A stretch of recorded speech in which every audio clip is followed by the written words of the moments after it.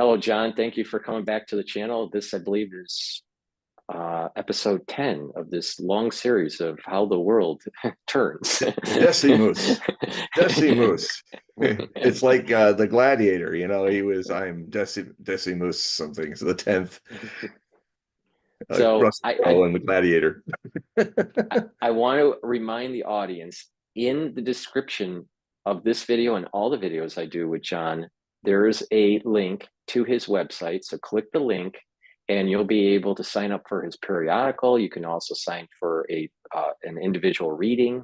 We'll go into a little bit more detail later in this video about exactly what a reading is. He has more than 50 books that he's written. So please go to his website, click the link that's in the description, and sign up for his periodical. So John, again, thank you for coming to the channel and part 10 of how the world Part turns. 10. Well, 2 weeks ago, it was around the time that I had released probably something that I'm going to do each year where I'll do a big release for the whole year of predictions. And that was like 52,000 words and about 18 articles. And what that'll do now is that now that that's out, now I can do the shorter, more frequent bundles of articles, and also what I'd probably do, anybody that joins up will to subscribe, I'll just for free give them that, because that's supposed to be something you go back to for the whole year. Because so I thought, well, I'll have that. It'll be for each year I can do that. There's one like, here's what the main directions of the year. And then that allows me to open up to a lot of other different things other than what's going on in the world and Israel and then Ukraine and all of that. And then I'll open each one up with a kind of a fast pace 800 word thing where I guess go bam, bam, bam, bam, bam on all those to just keep everybody up. And apprised. So that's my New Year's plan for this year of 2024. I will probably do a slightly larger thing for the predictions for the election, which will be I probably would release that in October. So just to get that out of the way. Now, in a way, well, some major things that happened. There was kind of a scare the last few days when I think the thing that's happening now is that the war has gone into a new rhythm in Ukraine. It is now, since Avdiivka fell, that is the linchpin to the entire Ukrainian line in their eastern front. And ever since then, now the Russians have been gaining 3 times more territory all along the line than they did before. So it's the Russians are, as I predicted, are getting stronger and stronger as Ukrainians are bleeding themselves out, hurling their now, as I predicted. The very interesting thing is that when Zaluzhny was the popular commander of the Ukrainian forces was graduated up to ambassador of London, he was fired upwards. He was replaced by General Syrski, Alexander Syrski, and unfortunately, Alexandros in Greece means protector of men, but I would not call him that because he's called the butcher of Bakhmut, and Ukrainian soldiers call him that because he has this just one-dimensional thing. If he can't, he just keep hurling more and more people and think that it's going to be a breakthrough, and he's actually responsible for a lot of the bleeding out of the Ukrainian army. But Zelensky, the comic who's the president, they both have exactly the same belief system that unlike, I'm wondering when Syrski was when he was a cadet in the Soviet Union, when Ukraine was part of the Soviet Union in 1986. Actually, in my articles, I have a shot of him in the Red Square Parade. He's this young new cadet marching, past the Lenin Mausoleum, and who would have thought that a Russian-born, Moscow-born man would end up, when Ukraine split from Russia in '91, would end up staying in Ukraine and then end up being the commander in chief of the Ukrainian army I mean, it's hard enough for the neo-Nazis that are running the Ukrainian government to deal with a guy who's Russian. But and I predicted that he would, when Adivka fell, he would just throw all kinds of his strategic reserves into it. I heard it first was 9 brigades. It ended up being 11, and so in an odd way, he is actually hastening the end of this war by exhausting the Ukrainian army by being not a very good commander.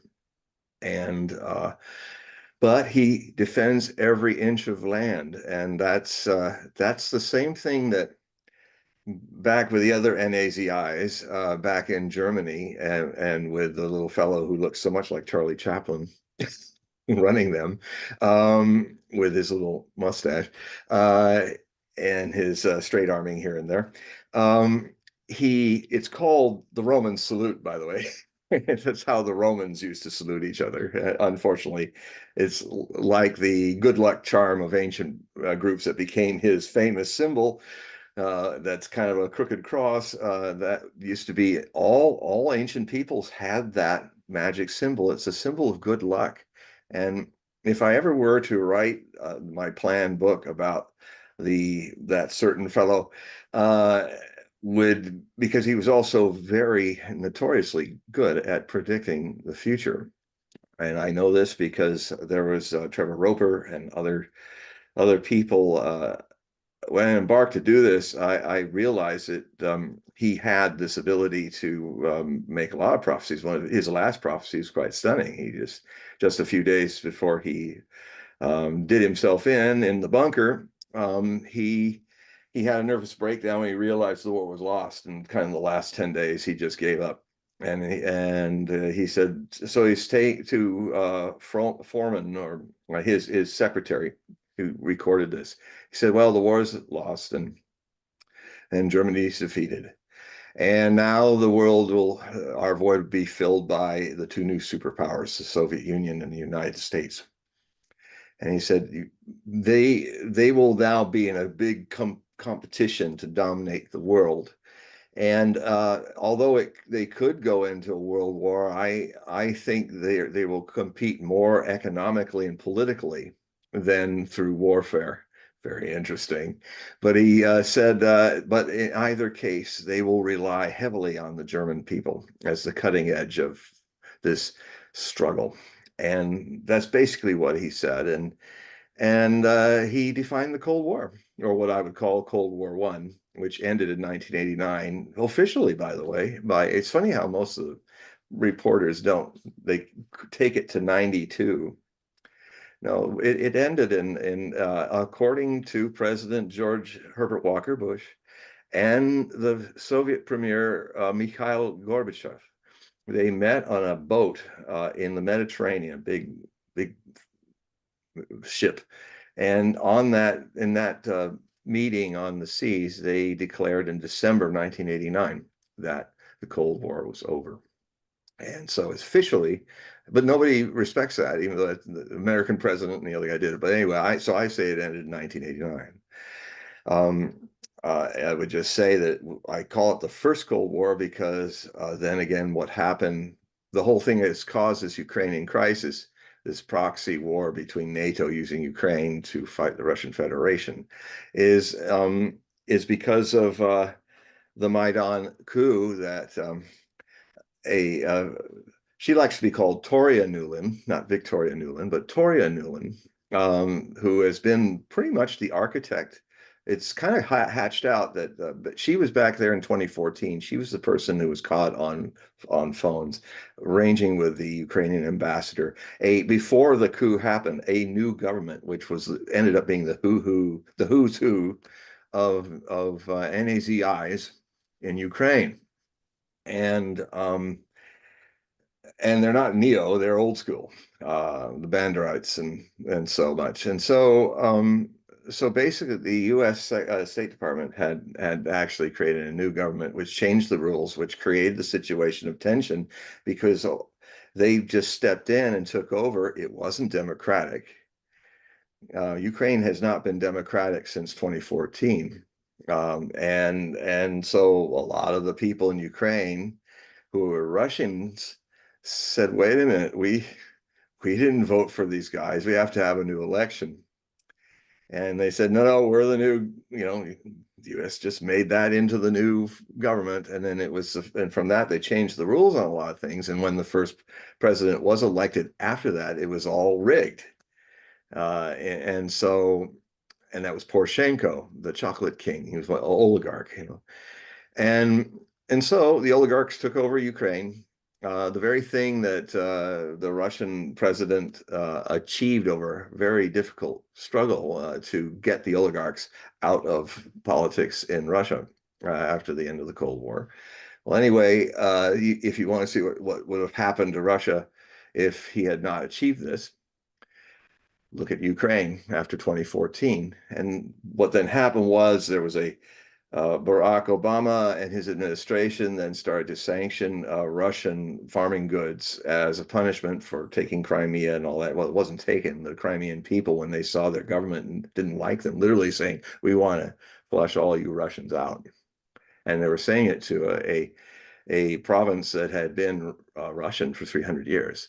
As the Donbass, Donetsk and Lugansk are also Russian. And a lot of these were thrown into Ukraine. We've talked about it earlier that Ukraine's kind of a place where Lenin and Stalin threw in all these different people without their choosing, without any referendums, to all live together in a nation that none of them had united to create. And so the most aggressive part of that was the Western Ukrainians, who then decided that they should run the whole thing and run it very much like the fellow with the funny mustache from the 1940s. And the so then so what's happened now is um, just like the old NAZIs, the new NAZIs are doing exactly the same mistakes. They're they're they're trying to hold on to every inch of territory. And as Frederick the Great once said in the 7 Years' War, that if you try to defend everything, you will lose everything. And so, and he won that one against a three-front war. The Imperial Russia, the Austrians, and the Holy Roman Empire, and the French were all going at it at three sides, and he was trying to fight them all. It was three's a crowd, and ironically, he had a kind of a good luck of the good fortune of having unexpectedly the Tsarina Elizabeth of Russia, of the Imperial Russia, suddenly had a heart attack and died. And so the Russians withdrew. So when he had just the French and the Austrians to deal with, being that he was a military genius, he took them out piecemeal, and after 7 years won the war. But it was really like what's an irony here is that there used to be a very famous painting of Frederick the Great with his steely bug eyes looking out, and his little wig hat, and he was back in the 1750s and 60s and stuff. And so he's looking out, and when everything was going down for our friend with the funny mustache, he would sit in the bunker and often be found just looking at the painting, kind of a Nixonian moment, like when Nixon was talking to the president's paintings, which I'm not against. I mean, it's psychodrama. Sometimes if you talk to a painting, you get answers, or you talk to a wall, or when I was a kid, I used to sit in the backyard in the middle of the night and just talk to the stars and the trees and everything, and then I got answers. Even people like our NAZI guy of straight arming was a guy that would do that kind of stuff. So he was thinking that he needed a miracle, like what happened to Frederick, like one of the Allied leaders would die, and he thought that he got it in early April, when Franklin Delano Roosevelt died from aneurysm. And he was thinking, well, this is it. Now the alliance will break up and we can win. Of course, it's way too late for that. Um, and and like NAZIs of the past, NAZIs in the future and our present tend to look for pie in the sky miracles to save them from themselves, even though they don't see themselves as a problem. But I mean, it's quite a thing. So what then is going to happen to raise this up a little bit is that we're in a period of time now between now through summer where um, the people to watch out for who could lose it are not the Russians. They know what they're doing. They also know that they have no interest in taking Europe. They've made it very clear about that if the Europeans were listening. My concern are the European leaders. And I was a little surprised at the one who kind of started a meltdown last week. And it was almost like, oh my God, here's just the thing that is going to be popping up. Uh, Emmanuel Macron of Paris, of France, the president of France, um, suddenly out of the blue decides that, well, you all got to join with me. We got to march into Ukraine. And oh, but we're not going to fight in Ukraine. We're just going to maybe guard the border of Ukraine with Belarus, or we're just going to put a checking group that keeps Odessa safe. But we're not actually there to do anything. I mean, this is how crazy it is. Well, if you're going to hold this or block that, and you've got guns, and the Russians are saying, again and again, if you go in, you're not any of you going to go out alive. You are combatants. You will be. We have said to you, do not send NATO into Ukraine. This war is an existential fight for us, just like the Cuban Missile Crisis had been. And so he was saying, don't do that. And again, the thing is so dangerous. The Europeans just don't listen. He means it. Niet is niet in Russian. The Russians don't bluff. They tell you straight up what's going to go down, and then they do it. And the Europeans kept going, oh, okay, all right, all right. Oh, then they go in, they go, my God, what happened? He really did hit me back. And the so Macron makes these statements. I'm thinking, oh man, is he really going to do this? But fortunately, he uh it caused a riot in the leadership. Everybody, no, no, no, we don't. Germans don't want to do it. The only people that wanted to join him were the little mice that roar, the three Baltic states, who are very itty bitty, not even 1 million people in some of them, and with an army that's probably the size of a regiment. Oh, we'll join your coalition. Yes, and like Kali, kind of rhymes with goddess Kali. Not a good name in a way. She's really a piece of mental work. She's openly often saying, "Oh, we can beat the Russians. Estonia, little Estonia, is going to get the big bear, and it would be comical if this person didn't really mean it. And so now the problem is the French military were already sitting on Macron and saying, look, we can't do that. I mean, at best, maybe we could send 12,000. And the British don't really have an army anymore. They couldn't even fill a soccer stadium with what's left. They have apparently 100 of the jets don't work anymore. All of the tanks are basically rusting. I mean, they can only send 12 Challengers because if they'd send any more, they wouldn't have much of a tank group. The French have already lost all of their Caesar mobile artillery. It's all been blown up long ago in this war. And so anyway, the good news is that he got sat on, and then Putin made it very clear. He said he was talking about nukes. He was saying, "Look, we will never shoot one.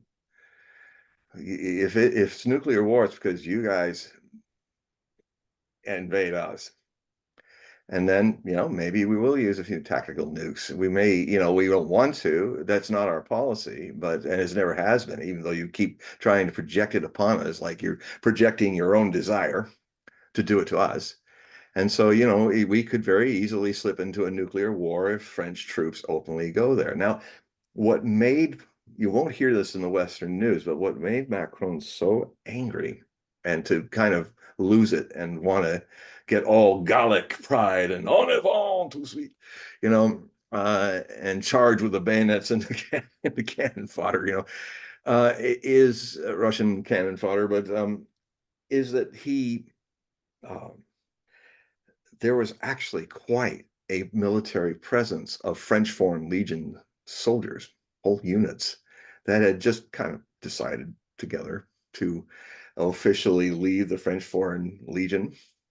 But they were all based in a large hotel in Kharkov, which is not too far from the Russian border. And so what Russia has been doing to make its point behind the scenes is they have been missiling and hunting out all the NATO assets that are kind of in there pretending to be mercenaries or pretending in civilian clothes or hiding deep down in bunkers, generals. And I mean, there's a lot of NATO presence, NATO people calculating the missile firing, and just the Ukrainians are pushing the buttons. And Russians have tolerated it because fortunately they're not hotheads, and they realize that this could, so incrementally they have been, so they hit the a few weeks ago they hit all the legionnaires, Foreign Legion in that hotel, killed hundreds of them with a few missiles.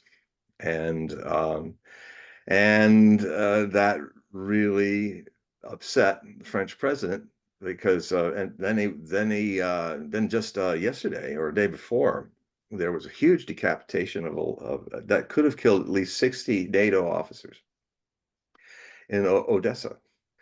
They found there's a resistance growing because Odessa is a Russian city, like Kharkov, that's in Ukraine, not of its own choice. So what I'm finding is there's a resistance movement also opening up. So the Russians are getting very good intelligence, and they found out that there was this big meeting with a lot of NATO officers coming with a lot of the top officers of the neo-Nazi forces of Ukraine, their generals, their sub commanders all came together because they're kind of trying to plan an invasion on the mouth of the Dnieper River. Another kind of media opportunity to look like they're doing something, but really not going to win the war and get a whole lot of their people killed. And so, and at that time, I think Zelensky was in Odessa with, I think it was Ursula von der Leyen, or it was some other person. Oh, it was either Tusk, or I think it was Tusk. It was the Polish head of state, I believe. But anyway, big NATO person, and they were driving towards the place, and you could hear the boom boom as the missiles started taking it out around noon. It was Friday, I think, and so they immediately told those NATO leaders, you got to leave and get out of Odessa. And so they immediately left Ukraine, because if they had, unfortunately, the Russian intelligence is good enough, they probably knew they were there, and they didn't want them to be caught in what was about to happen as the meeting was forming. But basically it decapitated most of the Nazi leaders, and it's huge. And um, so what that means is that the proxy is losing. The proxy that's been trained for 8 years to fight the civil war and then fight the Russians, the Ukrainian proxy is losing. And it looks like we're on schedule for some big events to happen between April and May, where I think this might actually start unraveling the whole line. I've always said, and I say it again, when it unravels, it will be dramatic. It will be sudden. And they're getting closer and closer to, it's just like an avalanche with a few pebbles. Oh, there's some movement here. And I wonder what's going, and then suddenly goes, woof. Well, that's what's going to happen. And when that happens, that's when the world's really in danger, not from the Russians, but from NATO.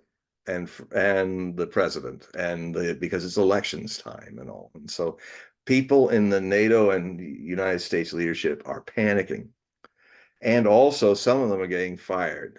Some that I'm really glad to hear are getting fired, like Toria Nuland, who is the architect of the second Cold War. She's the one that helped it happen. But she was not retired. She was fired because she was doing crazy stuff. In fact, this whole other thing that's happened over the weekend, just during the Russian elections, to try to distract the Russians and the world from the fact that Vladimir Putin was going to win a landslide. It takes no Nostradamus to predict. I've been watching the Russian news, and there are four parties, by the way, beyond our little two-party system. They all were running. There's even the Communist Party, even though it's just 20% now. And Putin won by 87%, which is quite. And by the way, I even was watching it. The 50,000 polling places across 11 time zones in Russia, all of them have videos watching the entire progress of how people count votes. It's all in paper, folks. None of this, none of these magic computers that have no paper trail. It's all the basic. You come into the poll. They take 3 days to do it. Everybody picks, puts it in the box, and goes home like we used to do. The Russians have one, and there were 700 watchers. They were from 100 countries. They had something like over 700 people who were across the place, and some of them were interviewed. There's like a whole army of people from out Africa, all other places. You're not in the West so much, although some of them are some of my sources. They were actually volunteers, some of the journalists, to be there. And Russia, it's amazing to watch a Russian election. It reminds me of the way we used to do elections when I was a boy. It's a while back. I was born in 1955. So, I mean, I remember when how it worked, and I've also watched how it's been destroyed. So it really gets me when people say, "Oh, they're democracy." So look in the mirror, Mr. and Mrs. America. Look what's going on around you. You're not a democracy anymore. You are becoming a fascist state. And that's really sad, because the first way that it comes is when you lose your fourth estate. There are three basic estates in the Constitution. There is the executive branch. There is the US Congress with its two wings. The House is populist. It's supposed to be, because it's representing by population. The Senate is a counterbalance, and it does the work slower. It's not so easy to pass through them, because every state has two, are equally, whether they're Rhode Island or California, have only two senators. But so the population, the mob mind, can say what it wants in the Congress, in the House of Representatives. But then it has to pass through a very good check and balance. So those are the first two estates. The third estate is the Supreme Court and the justice system, who continue to make sure that the Constitution is followed through precedent, not through other ways. It's, for people who want a really efficient democracy, it's got another name: fascism. Fascist states are very efficient because our founding fathers and mothers, Abigail Adams, um, were people who understood that it has to be messy, because democracy is messy. It's just like what Elon Musk is doing with X. It's quite a wonderful thing. It's of all the major um, um, public accesses that have been overtaken by privatization, like Facebook, like Google, and so on and so forth. And also X, for a long time, when it was Twitter, was really bad. Well, he's opened it up. And yes, if you're just kind of open-ended looking at X, what's going on, you're going to run into all kinds of things that make you cringe, like people fighting and, I don't know, people falling down in stupid ways. And and all that. But I keep it wide open because that's how I, after an hour or two of watching it, I catch things and then I can Mhm. go with it. But it's wide open and it's yeah. Let me just interject, John. So I totally agree with you on this whole branch of government. And the way I see it, and I've done a couple videos about this. I've been playing some videos and critiques on Neil Ferguson.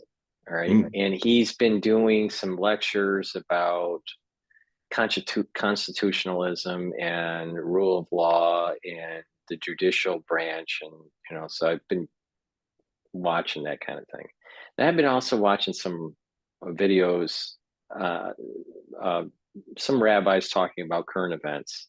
mm. And what is interesting, it seems like, Neil Ferguson, which is a Scot guy, Yeah, yeah. Scottish guy, I used to read and him. some, He used to be a source of yeah, mine. yeah. I think he's a great historian. He's like, he straddles that economic and historian, both genres. I So think he's he's a mellowed. great. He was kind of, I think he worked for Oh, Newsweek. Yeah, and when he was with Newsweek, he was kind of. I often would go to him to kind of get the crazy right wing version of things. well, I mean, he definitely, With a British historian. flair. Yeah, well, Scott, yeah, Yeah, Scottish, yeah, but he couldn't had include a Scotland, by conservative, the way. yeah, but he had this kind of conservative aura about him because he was most of the stuff that he did, his early work is really economic related. Mhm. So a lot of people and I did too. I thought he was an economist at first, and then I realized he was a really historian that Yeah, was focusing on economic dynamics that yeah. move It the wasn't his society strong forward. suit. When he got wrong on a lot of things in the economy, I had to kind of watch him with a 10-foot pole, you know. Well, I did meet him at a couple conferences, Oh, so well. through INET. So it was cool. But I was critiquing some of his work about, in a positive way, about constitutionalism. So when you're bringing up these branches of government, how I see it, I see it more like a physicist in a way, Mm, where the branches of government have different branches of government have different frequencies, mm, and the frequency and the magnitude of that wave. All right. So there's this, wavelength and a frequency, right? So the Senate, they're in office for 6 years unless something happens, right? So they have a different frequency than, let's say, the Supreme Court, which is lifelong. yeah. All right. Or the executive branch, the White House, where it's 4 years, Mm, or the House of Representatives, which is 2 years, right? years. So, there you have these different frequencies, but also you were bringing up, well, you have two representatives from each state in the Senate, but then different number of representatives based on the population density from the Mhm. census in Yeah. the House of Representatives. Mhm. So the magnitude changes based on the number of representatives. So there's this combination of magnitude and frequency, And fast and how pace that. and slow pace. Yeah. Right. And with the fourth branch of government, that's at a much higher frequency. It's day to Yeah. day, boom, boom, boom, boom, boom, and it's higher fire. With these, But the with these. fourth it expressed directly in the First Amendment of the U.S. Constitution is the free press. So you And have we these don't have frequencies, that anymore. right, So right, we right, don't right, have a democracy. That right, frequency has been broken, and it's like right, H2 without the O. right. So if you have a working system, you have these different frequencies that do cross over at Yeah. certain times and creates a different dynamic within the Well, they make a system. friction too, which is good. People have Right, to wake up. They go, "Oh, what do you mean? He right, doesn't agree with me." right. Well, Right. yeah, Right. So now we go to the rabbi yeah, interpretation of what's going yeah. on. And I don't remember the actual country or the time period that he was referencing, but he was saying that there were periods of time where the logic of law was inversely relate. It was the inverse of what we have today. So it's like, instead, if you're wronged, let's say someone destroys your property, all right, we have laws in place where you go and sue and try to get some sort of recuperation from the Restitution. lost property, right?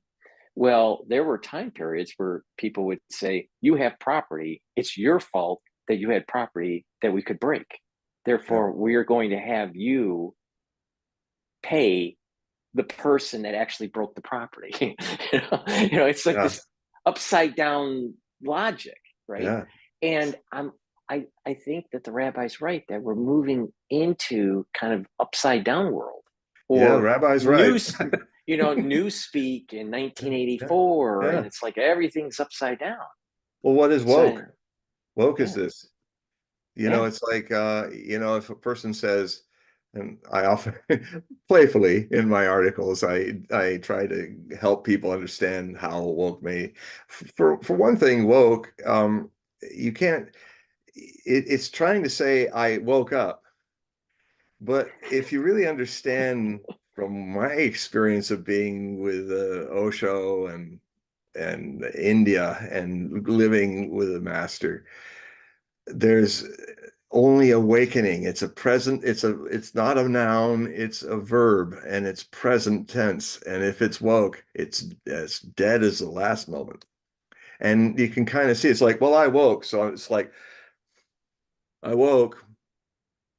It's like, well, okay, I don't know, pretty dead right now, but it's like, so people suddenly start, I mean, this is where the quote of Gurdjieff is really good. The George Ivanovich Gurdjieff, one of the greatest mystics of the 20th century. He was a Greek Armenian citizen of the Russian Empire, born in 1866, and I think he died in 1949, living in Paris, with his classes. He does these great dance meditations, and he's famous for his books like Life is Only Real Then When I Am, or Meetings with Remarkable Men, when he was searching with this group of truth seekers, Russian Empire across the board, men and women who were going in these amazing adventures to try to find what was left of spiritual teachings and stuff as the modern world was overtaking it, even in Siberia and Russia and all of that. And actually, there's a really good movie, Meetings with Remarkable Men, that had Terrence Stamp in it, who played the the Russian prince who was kind of heading the group, and then Gurdjieff was young then, and so that's a very good movie. It was filmed in Afghanistan in 1979, just before everything unraveled. So it had some of that feeling because he had been through all the stands, Gurdjieff, and the Tibet and all over the place. And then he brought back this amazing teaching, which kind of the harmonious development of man is where you get your three centers in harmony. That is, you have most people are not in harmony with their three main centers: mind, heart, kinesthesia, and so your gut, and so your gut feeling, your intuition. So most people, that's why people have a hard time talking to each other, because I might be talking to you with my heart, but you might be thinking about what I'm saying rather than feeling what I'm saying.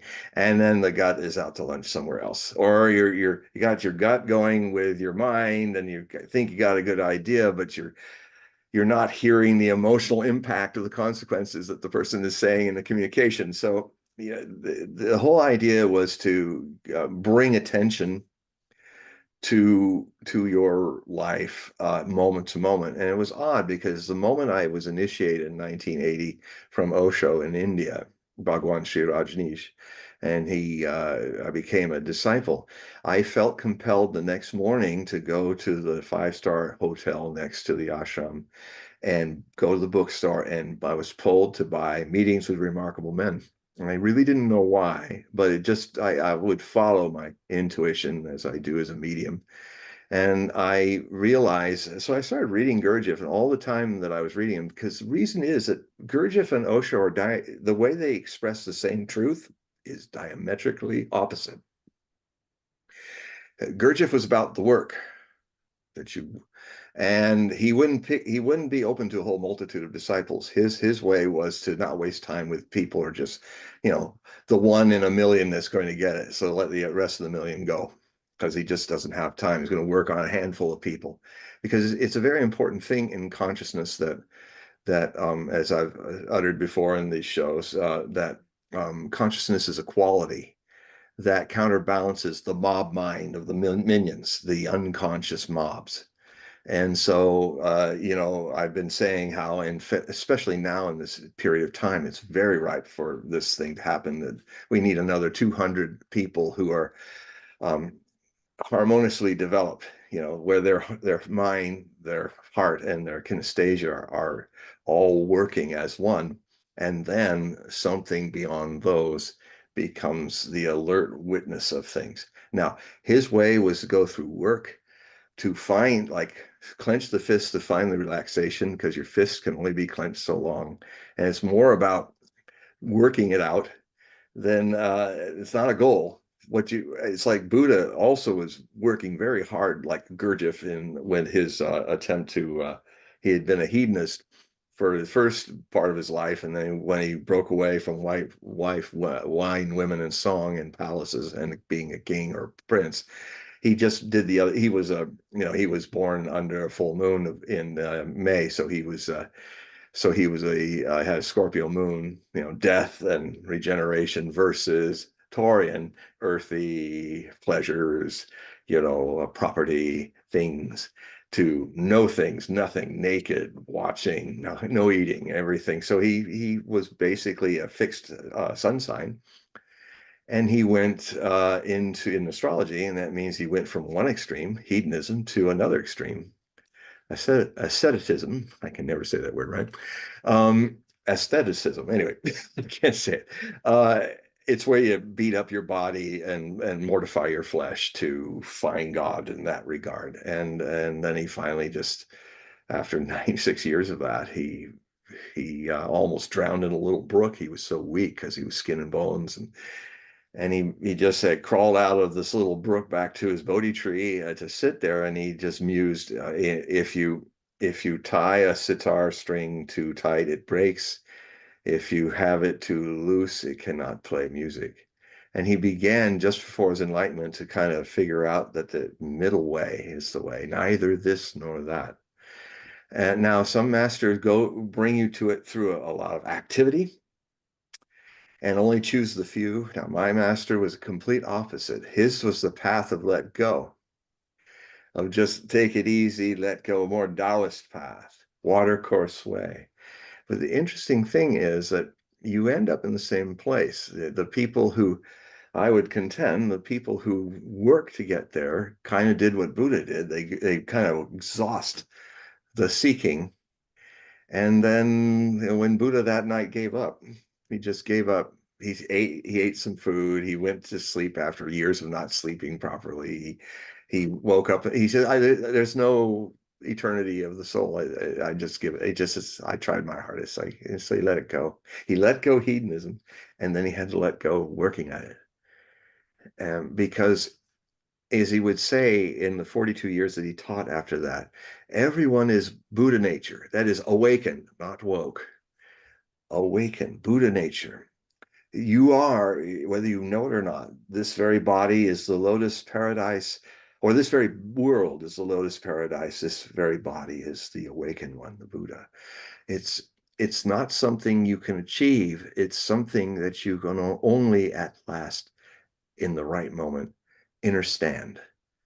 And sometimes you have to fight real hard to find it, to discover that that's you then get into your exhaustion. And it's not just an intellectual thought. There's some people go, oh well, they're in their heads. They're people who want to eat pictures of rice cakes, as the Zen masters say. And the problem with a rice cake that you eat that's on a piece of paper and a beautiful painting is it's not going to nourish you.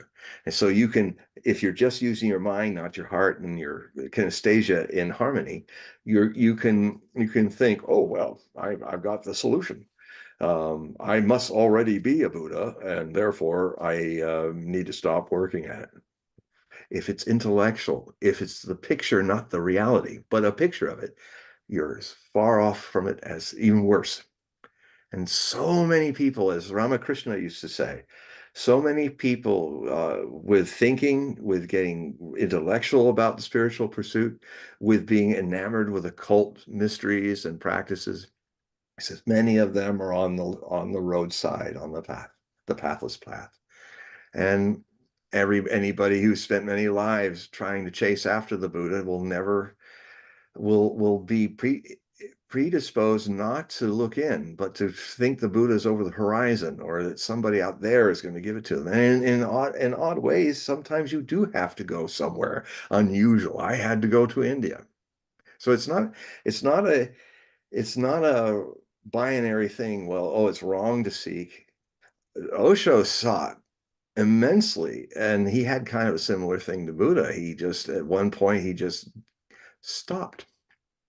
He said, it's not there. He had the same thing, and then he went to bed, and then suddenly this vast thing happened to him that he had to run out of his room. It was on the 21st of March, 1953, when he was 21, and he had to get out under the sky, otherwise he would be killed by having this immense energy inside this room and where he was sleeping. And so he went. I think it was in Jabalpur at the time, and he went which is a central location in India as a city. He went out into a city park, and he noticed that the mulberry tree, is a beautiful kind of shady tree, was glowing with a special aura, and he sat under it. And then he said, as I can understand what he was saying, he said, suddenly everything descended.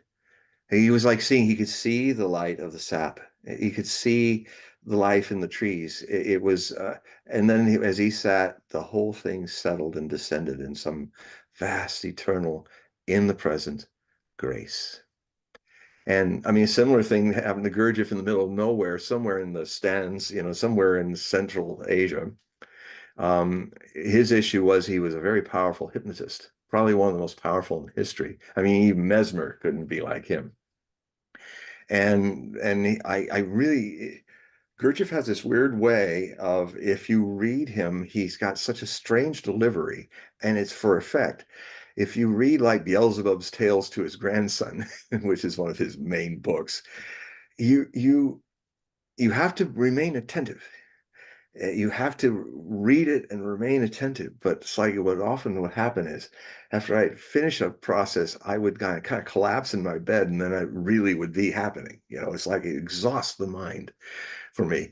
And so to create a let go. And so, I mean, Osho created a lot of meditation techniques, which I, offer to anyone who does a reading with me. They're usually about 90 minutes or more. It depends. I do it at the end of my day, so it can go as long as it needs to go, or as short as it needs to go. And so, but sometimes a lot of the people are interested and I talk about these techniques and how Osho was trying to create a harmony between the let go and the effort. And his way would be these meditations that are 1 hour with 4 parts usually, and where you have active parts that get less active and less active, and kind of create a space for you to throw out all the ambitions and all the dust of the day. And then when the final 15-minute part happens, it's the part that most people start with in the West, the mindfulness people, where they say, oh, just sit there and watch your breath. People of the 21st century can't do that. That's not at least how you start. And any of you who are listening who've done mindfulness and all of that, if you're honest with yourself, most of you left it because you tried hard to be quiet. You tried hard to be mindful, and you succeeded. You're full of mind. Meditation is no mind, fullness. It is, to give it a name, it's the absence of mind, something that's deeper than the mind. The mind is something, look, did you have a mind before you had a brain? I mean, when you were born? It's kind of a question that when if you really look back of all the things that you think define yourself as a person, a persona, um, in your process of being conditioned into being in life and living in a world of dialectics and comparison and a linear life from here to there. You forget the vertical that you were born with, that is forever deepening and forever rising. That's why it has that quality of verticality. And and what happens is um, you lose memory of the Buddha. You come in as a child, the innocence of Buddhahood, but not knowing what it is. So it's easy to miss because it is so ordinary. It is the most ordinary thing in existence. And because it's so here now, always, that's so this very body, folks, this very place, and they go, what? No, not New York City. No, that can't be it. Not Seattle, not this, not Bombay. It's all noisy and people are fighting. It's dirty and smelly. But no, it's like, yeah, yeah, no, it's this. Um, and so the mind, it's so against the way we're programmed over many lives because you got to do something. You've got to, even Buddha, even people in India, have got to do your yoga. You've got to do this. You've got to do that. And in a way, it has a function. This fight with the world of appearances, trying to use it to find something that's beyond the world of appearances. If you do it totally, you might discover in the process that it's the ultimate disappointment. And that's good because you cannot become something you already are. So then the work changes. Then it's more like, okay, you take up the hypothesis. All right, I don't feel like I'm a Buddha. I feel like an idiot. In the true sense of the word, one who is one who is under the illusion of being separate from the whole existence. As an ego, as a person, persona means mask. That's a mask over your innocent Buddha that you were born as.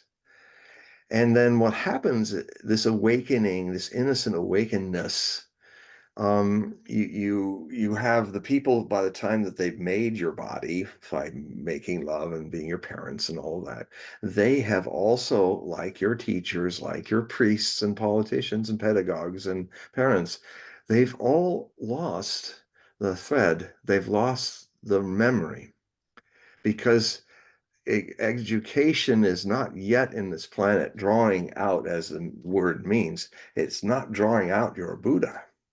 It's putting in an ego. And there's nothing right or wrong with the ego. You need an ego. You will be using this brain. You will have a heart that you didn't have before you're born, kinesthesia. You will have to eat. You will have to interact with others in a transitory visiting of a world of separateness and change. But what balances all of that out would be in a more enlightened society would make sure that, yes, you learn the ways of the world, but you don't become the ways of the world. You, because, and how do you do that? When you're that tender, innocent person, just come into the world of Buddha, they will help you remember that that's really the counterbalance to everything they're going to teach you. And, and and that's and then you find a balance between, so you use your ego. You can't drop an ego. You can't drop your mind. If you did, it'd be go splat on the floor and you wouldn't be able to do anything. So it is, but you can understand identity. You can understand how you've been made to identify with things. Like if I'm getting into my car, I'm the driver of my car. It doesn't function without me being aware and driving it. But so it's like, okay, you've come into this body as a child.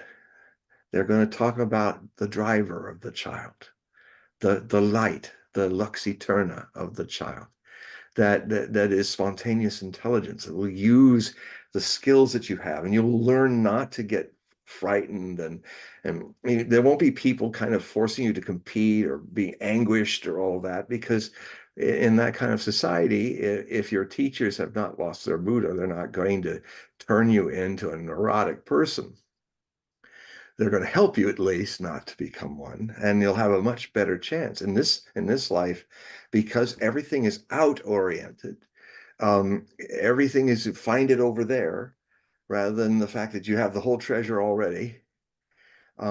Even as a hypothesis, is a way to keep you always running around and around circles of samsara, life after death, after life after death, and and you then, it's like I was just reading again, like Osho was talking about reincarnation, and I've spoken about it in other shows, but I actually read the whole passage again to refresh my mind of what he was saying. And I mean, basically, the real secret of reincarnation is that enlightenment never reincarnates. Mind reincarnates. Personality, it gets under the illusion of an attachment, holding on to it in some very subtle way. Um, People then try, because it's all they know is their ego. Each life they try, or what happens is they die and their ego is destroyed, and all the thoughts are thrown. It's like radio waves. Um, it's like he was saying that Buddha understood. He said when the witness gets caught in another womb. That's what Osho was saying. And when Buddha lived in 500 BC, he didn't have proof of. He was trying to describe something that didn't exist in people's understanding so for long ago, and 25 centuries ago. It's like radio waves, light waves, and radio waves. It's like they're all around us. In fact, it's one of the things that's making everybody a little crazy, because there's too many people living unconsciously. So it's like too many radios are all yelling at once in the psychosphere. The psychic sphere, I call it. I've changed the name, a new Hogism. I call it the psychic sphere, that we're turning into a psycho sphere, a psychotic sphere. Well, And Pete, I don't know if you've noticed that people are complaining that they're starting to get some physiological changes. Mhm. Either heart rate is changing, or headaches, or Experiment. right. The thing is that, yeah, well, we have to be careful with Yeah, I how we won't, phrase but this. I'll call it Voldemort. Going for it.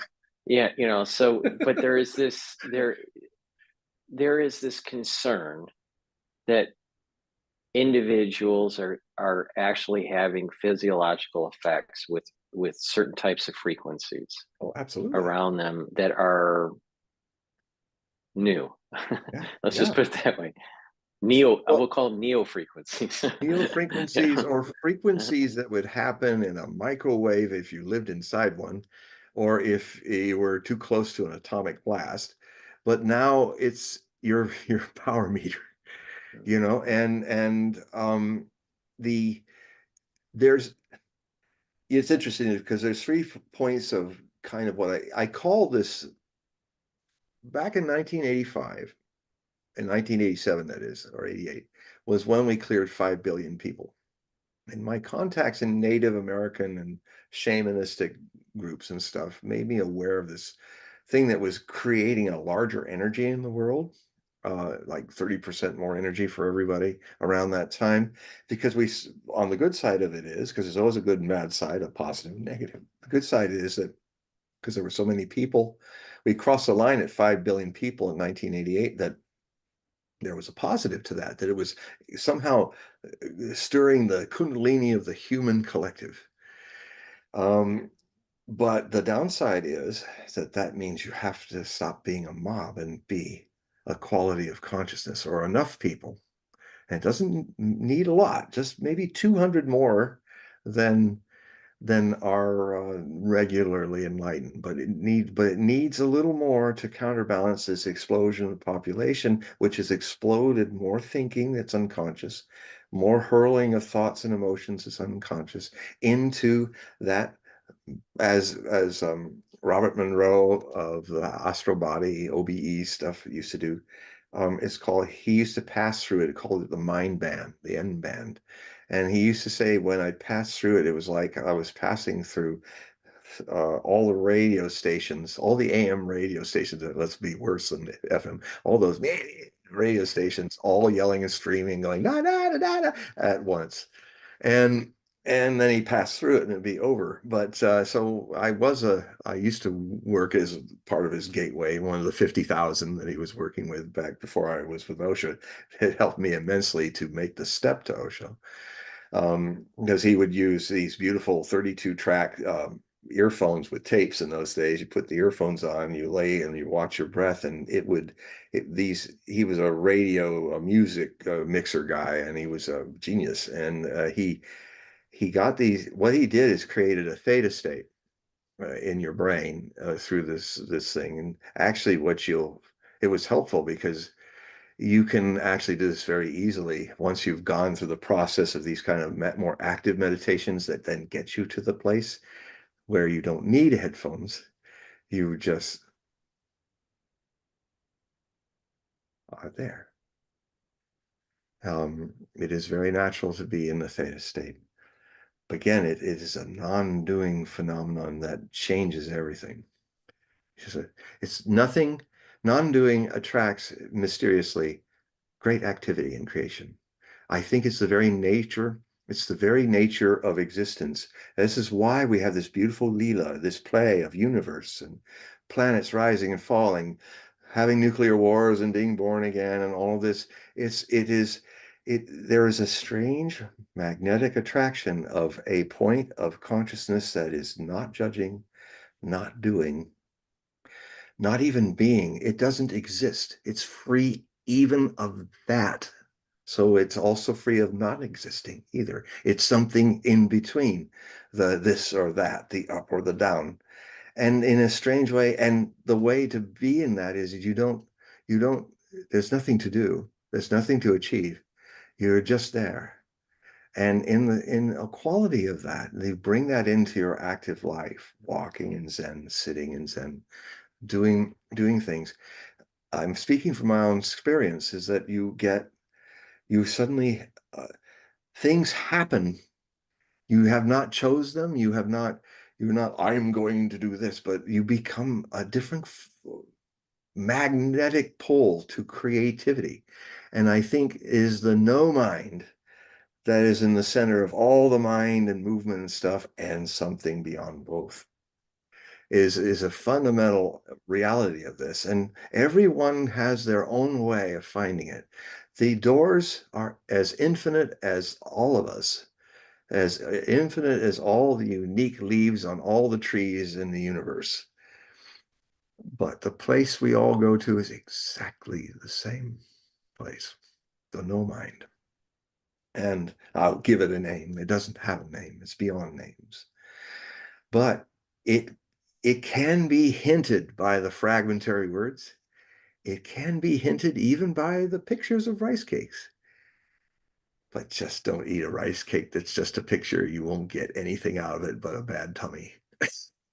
So and a lot of people have thought out in theory exactly what I'm saying, but they stop there. And that's the beginning, not the end. I know because I did it. For a while. I had figured out everything. I did this thing where I was coming very close. This is before I went to India, and it had kind of the fall of the magician. Which is, if you survive it, it's a good thing because it's a nervous, not a nervous breakdown, but a nervous breakthrough. But it's very nervous. I I was getting very excited because I had these 10 main things that I was theorizing. It was very philosophical, and I had written them all down. When I had finally written the last one, I was sitting at the table, and I suddenly felt the world was frozen, and I felt that I was deader than dead can be. Even a dead body couldn't be that dead and empty and forlorn. And I fell off my chair. And since it was the late 70s and we had long shag carpets, I always heard that people, when they go crazy, chew carpet. I said, well, I'm going to chew carpet. So I was chewing the carpet and crying. I was alone, so nobody could be freaked out. So I was lucky. I didn't get put in a straitjacket and all, but I just for 30 minutes just chewed the carpet. and and uh, and then I calmed down, and then I realized I've gone as far as I can on my own. I did my best. I need help, but not a psychiatrist who will just keep me in try to make me normally mad. Like that's all psychiatry can do. It cannot bring you enlightenment. But I mean, the ideas of psychiatry actually in India are very ancient, and the West had just kind of come around to the ideas, but it's a part in the way. It's not the beginning and the ending of it. So, I mean, a lot of people in my movement, and including myself, did a lot of great therapy groups and bounce off the walls and therapy and it also, I noticed that a lot of my community became addicted to therapy. They were stuck in the picture that you can, if you see all this shit that you have inside, you gotta keep working on your stuff. First off, with a little deeper understanding, when more relaxed perception, wider, why do I call it mine? Why is this stuff that I call stuff mine? When did I, when in the process of being a child who didn't have any judgments about stuff or my stuff or your stuff, they were just going, good, everything's fine, or crying or something, but real, authentic. If you then start watching yourself and you start thinking, almost everything that I think I am is something that somebody told me I was. My empty page, my tabula rasa, as yours and everyone else's, came into the world empty. And rather than build something around that of the world and it's making its mark, but not on the tabula rasa, let this tabula rasa develop in its own time, its emptiness, its fullness of emptiness, its skyness, so that clouds can play in it, rather than turn it into a sky that thinks it's only made of clouds. And it yearns for the beautiful wispy clouds and the white puffy clouds and the beautiful sunrise and sunset clouds. It's afraid of the hurricane clouds and the typhoon clouds and the lightning storms. But in all this cloud stuff, it's forgotten that in everything that emerges in the sky disappears into the sky, and the sky is never touched by any of it. So that is not taught as a guidance, a hypothesis for each child to follow. And because of that, the things that were given to be used, we are also taught to identify with them. For instance, I was in my car a few minutes ago. I'm aware as a sole driver that the car is not me. But if you go through the process of conditioning, you cannot escape it.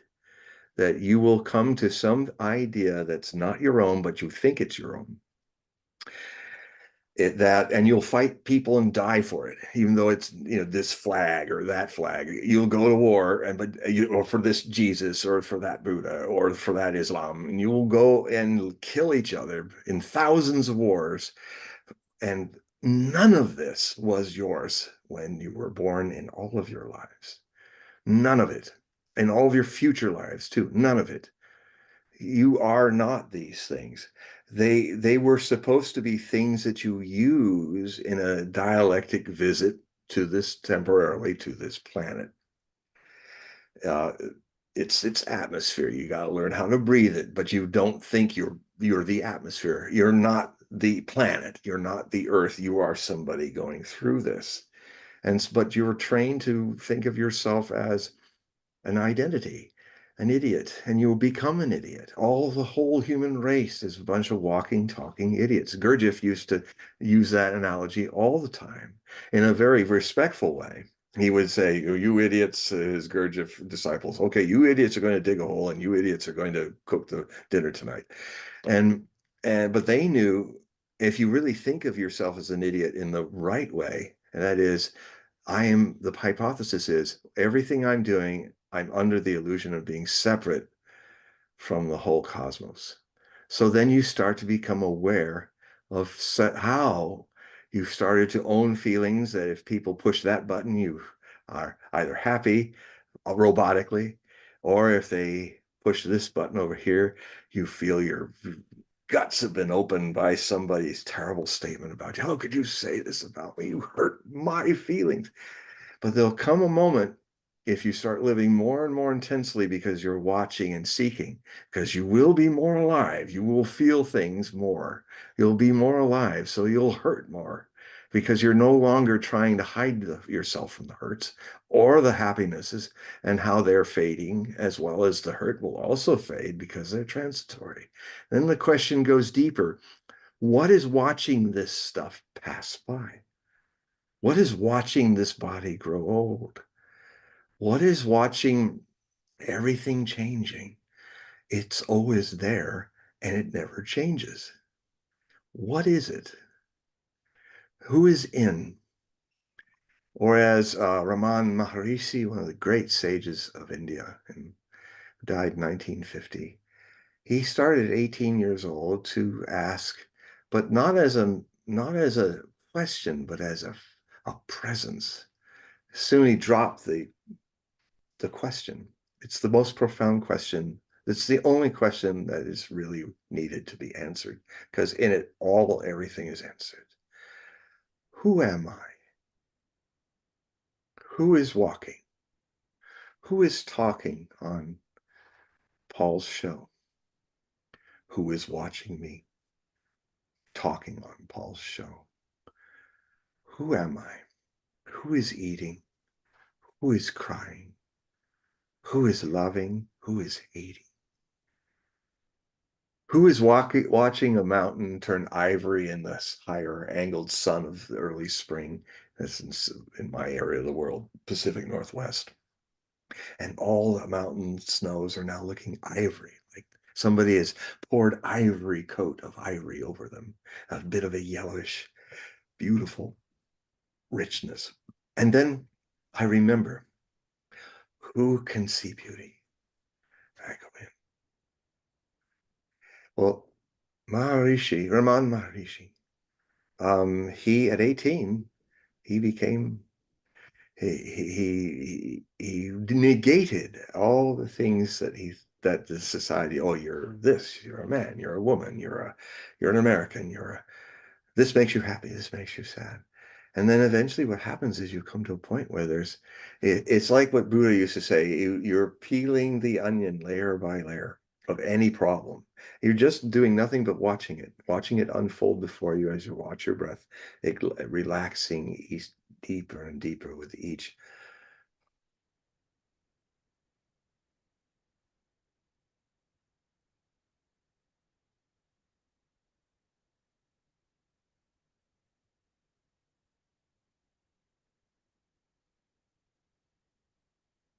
And then you allow it to, the layers of the onion of feeling hurt by someone who you expected to love you and not say that. You just watch the layers, and the layers are memories. The most recent memory, the person stinging you so horribly and feeling so hurt and judged. Okay, those, just let them be there. And then they fall away on their own accord. And then you got deeper layers and deeper. And if you just stay with it, you'll go back to the moment when you owned it. Ego requires property. And the kind of property that ego owns is ideas, thoughts, judgments. And then the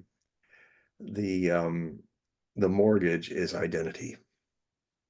You're taught to hold on to things, good and bad, rather than just move through them as a consciousness. I am not my car.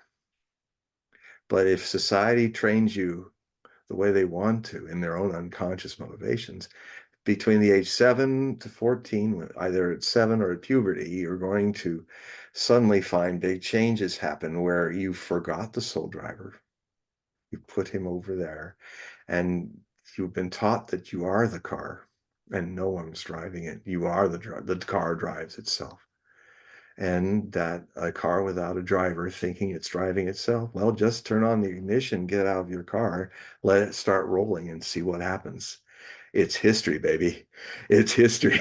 This is the main theme of history. It's like great empires. They go, they're like a bunch of cars that were just let loose, and they'll go. Sometimes they're lucky and they conquer this and that, and other times they run into the Goths who are coming over the border like people are coming over our borders in exactly the same way, and the empire falls.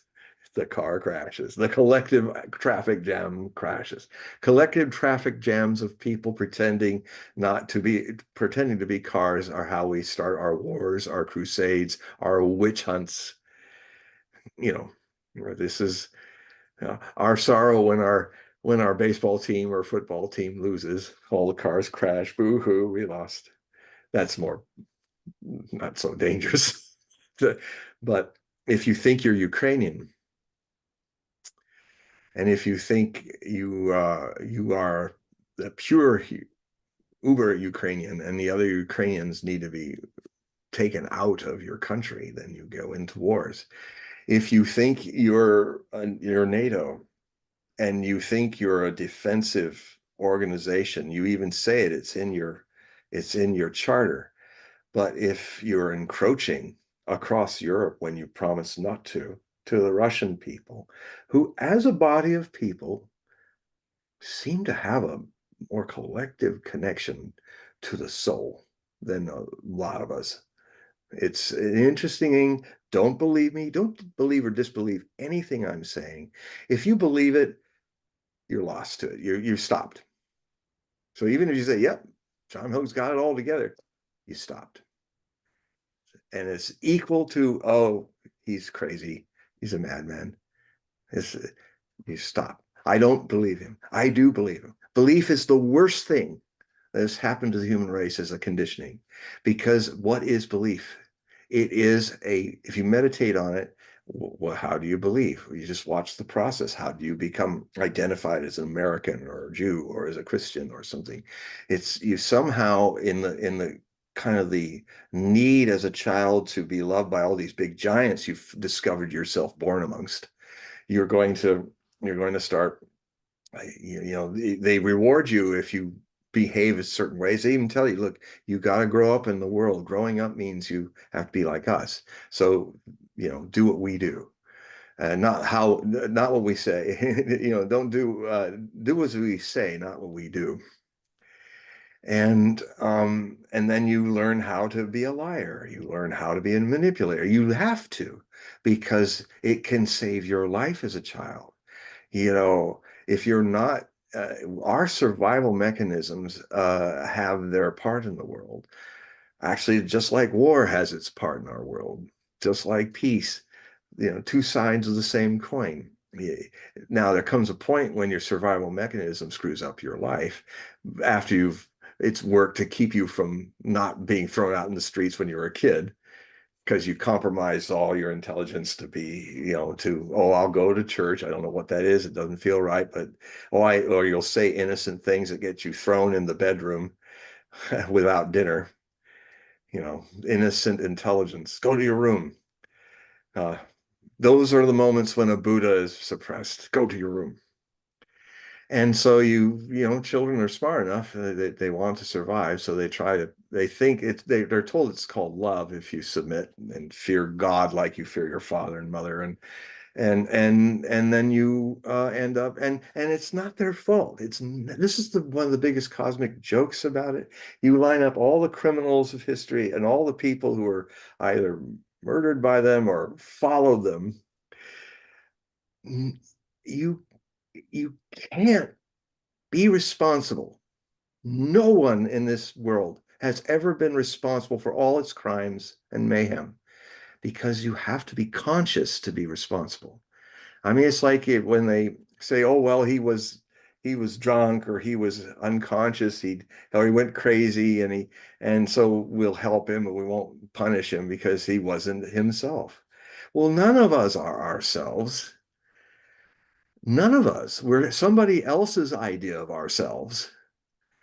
And then it's put in collective ways, like ourselves are all collectively the American, or we're all Zionists, and we this is our land. These people, because we're exceptional, because we're higher than everybody else. I mean, like those guys in Germany, we're higher. And the guy with a funny mustache. Oh, but we'll take some of his habits, but we won't look in the mirror that the man with the funny mustache is showing us Zionists right now. And what we're doing to the Palestinians and was done to us. Now we're doing it to them. Um, this is the funny way identity plays us. Not we're not playing with it. It plays us, and you can only the way out of it is to rediscover that thing that you have lost, that Buddha that was born in the baby's body, into a world that if it could remember what it was like, they would certainly not do the harm they do in the name of drawing out. Education is actually a coding over of an ego, of an identity. Identity is from the same root as idiot. So you are made an idiot, and your life is idiotic. Your world is idiotic. It's doing all kinds of idiotic things in your name.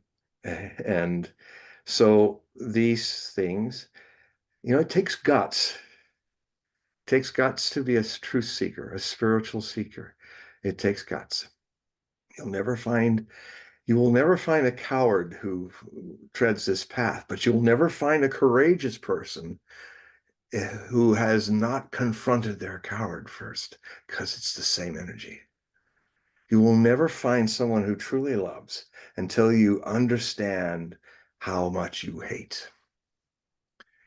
And all the dichotomies are that way. I mean, we've said before on the show that, Deva in Sanskrit and devil, divine is Deva, devils, Satan, are the same energy. One is gross, one is coal trying to become a diamond. So they have a dance to play in this play of existence, cosmos.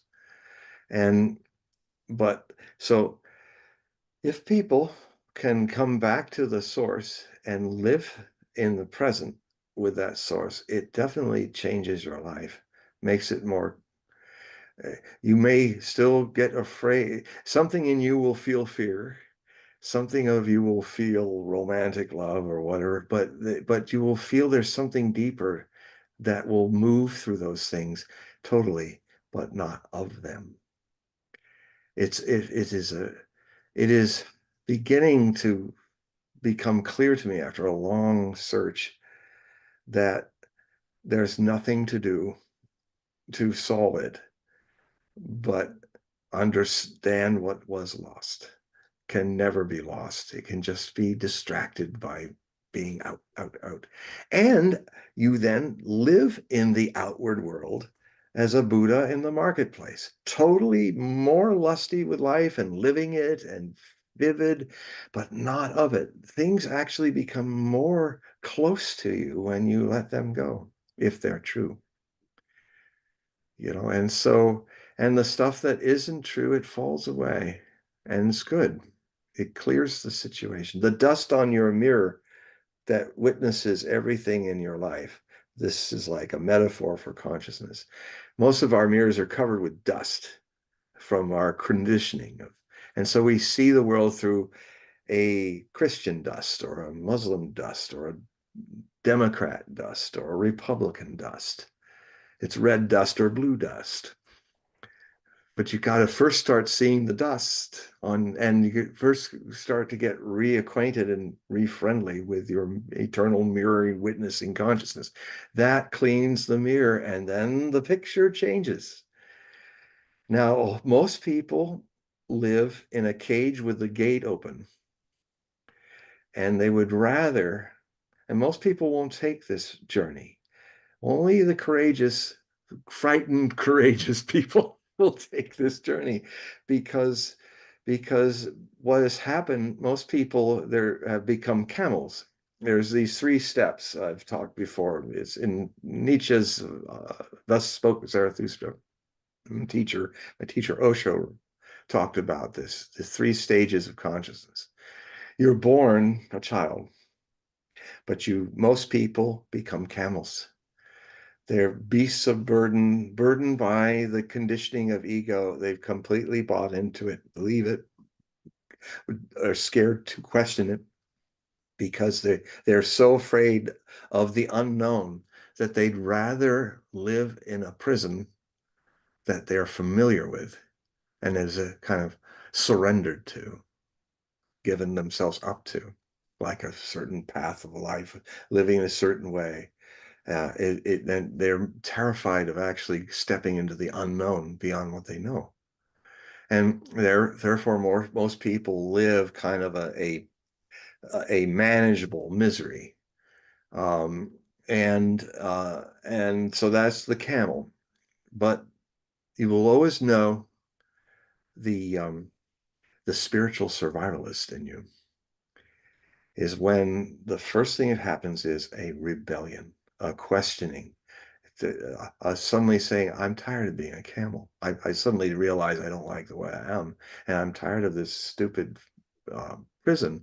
And I'm starting to understand something, that there's never been a lock in the door. I always thought I was locked. Now that I see this prison more clearly, I've always thought that I was locked in here by fate, by destiny, whatever, all these things I can't control. But now that I'm starting to see things a little more clear about what mess I'm in, there's the keyhole has no lock in it, and the door's open. It's always been open. I'm the one keeping myself in here. And then you find, well, why? Why am I keeping myself in here? Because I know what this prison is. Maybe it's worse. Maybe it'll be more terrible out there. But you reach a point is you realize that whatever it is, where I am now, I am rebelling against it. I do not want to be in this prison as its prisoner of identity. So you take a jump out the door. And that is the beginning of the walk towards the lion. The camel becomes the lion, the roaring lion.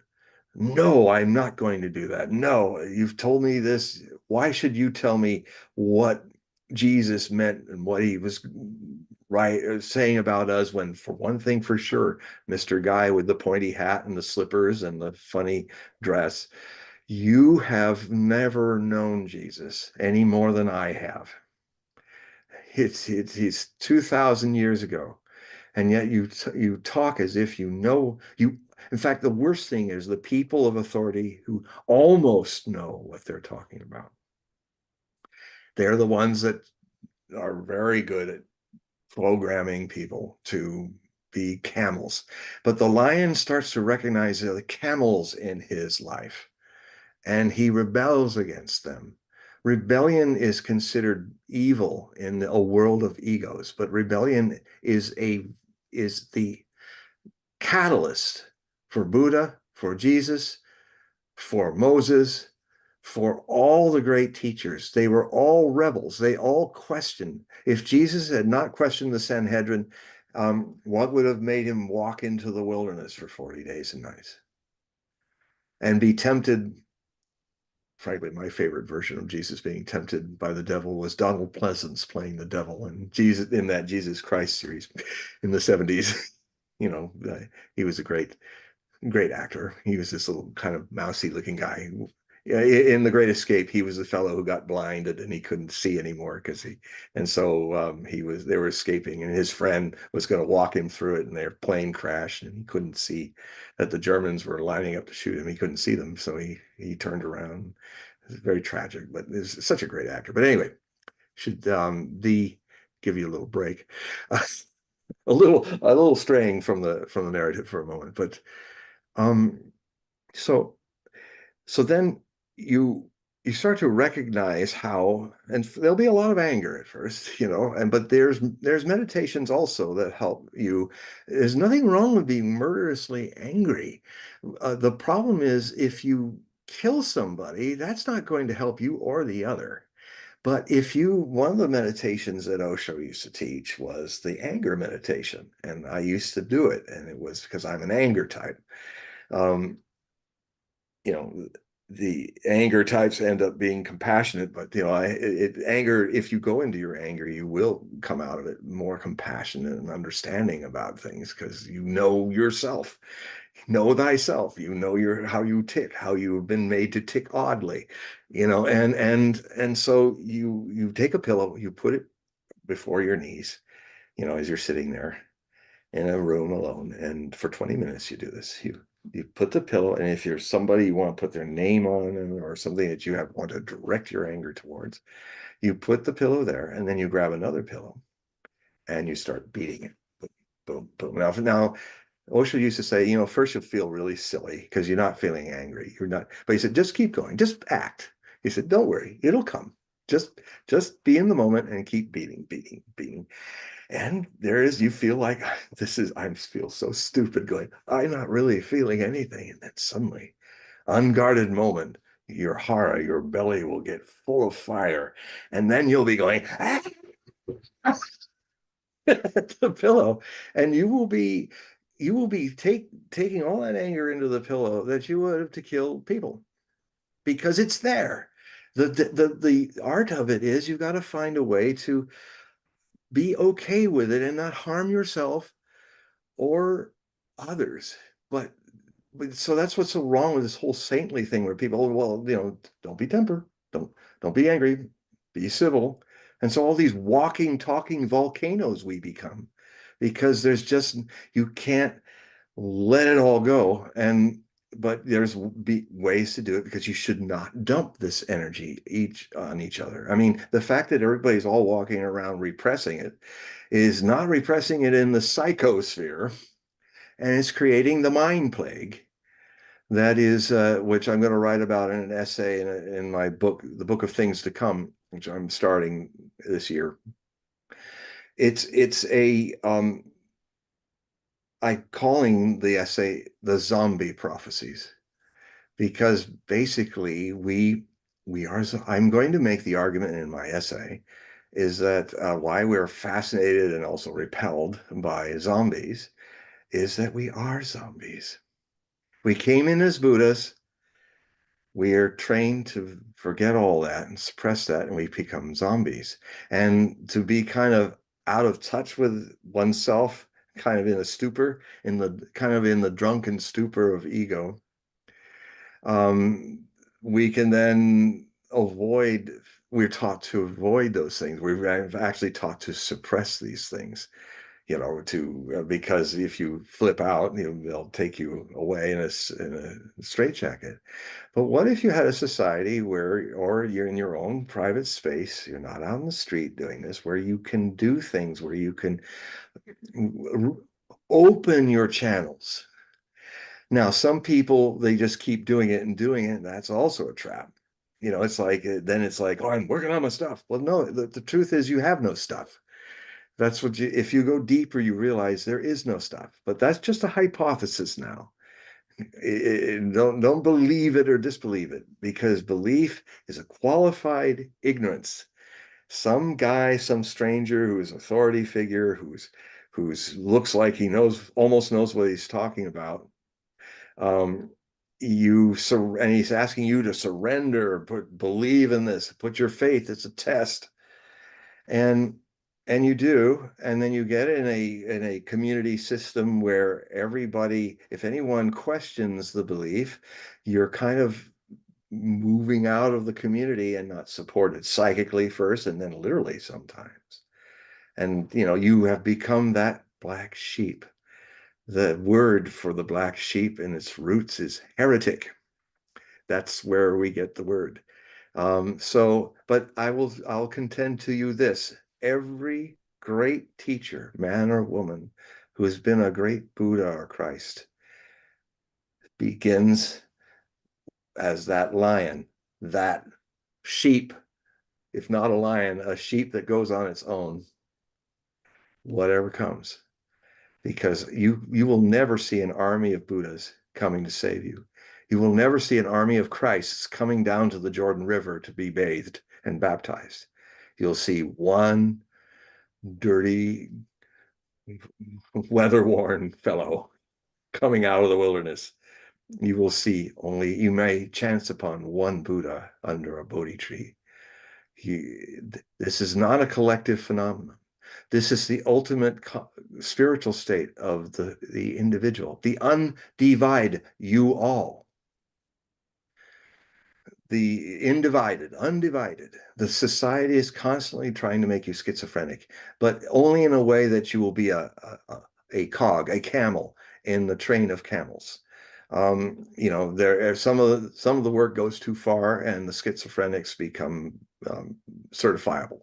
But everyone is turned into a schizophrenic in this world, and some of us get tired of it. Some of us see it. Maybe some of us have been trying to break out of this for lives. And so, you know, this struggle is there. And then what then happens is when the channels are open, when the anger can be expressed and it can be then transmuted on its own accord, then the possibility is you come full circle. You come full circle to the way you began. You become again the child, from the camel to the lion to the child. The child this time is not the same child. This child is not like the fish that's been told that there's an ocean and the fishes swum all around the sea to find this ocean to the point of exhaustion and never found it. This child is like a fish dropped back out of the ego world into the oceanic, and you have a good laugh. You realize it's always been all around me and inside and out of me. It's so normal and so here and now that it's easily missed. But if you start to get the knack to see it, to remember yourself in it, then everything begins to change. You're now a child who's come to the second childhood, the born again child. You know, the Christians have also compromised that beautiful idea of Jesus. They think, oh, it's just like people getting woke. It's another way of saying I'm woke because, oh, I'm born again. I mean, it happened with my brother. My brother was quite a Jesus freak in the early 70s, as a lot of people were, and he was trying his damnedest to undamn me. He did it out of love. And he's mellowed since then. I mean, he's mellowed. You know, he had to go through that to become the Christian he is now, which is wonderful. But there was a point where my Uncle Ken was visiting from San Diego, and I loved my Uncle Ken, my mother's brother, and he used to be a medic in World War II. And so I finally even tried to, okay, let's see if I can get born again. What's the whole thing? And so he was beautiful. He just told his story. He was a Lutheran and all, but he just told his story. And he told the story of, he was a professional Army, you know, before the draft and all that. So before the war, he was in the U.S. Army.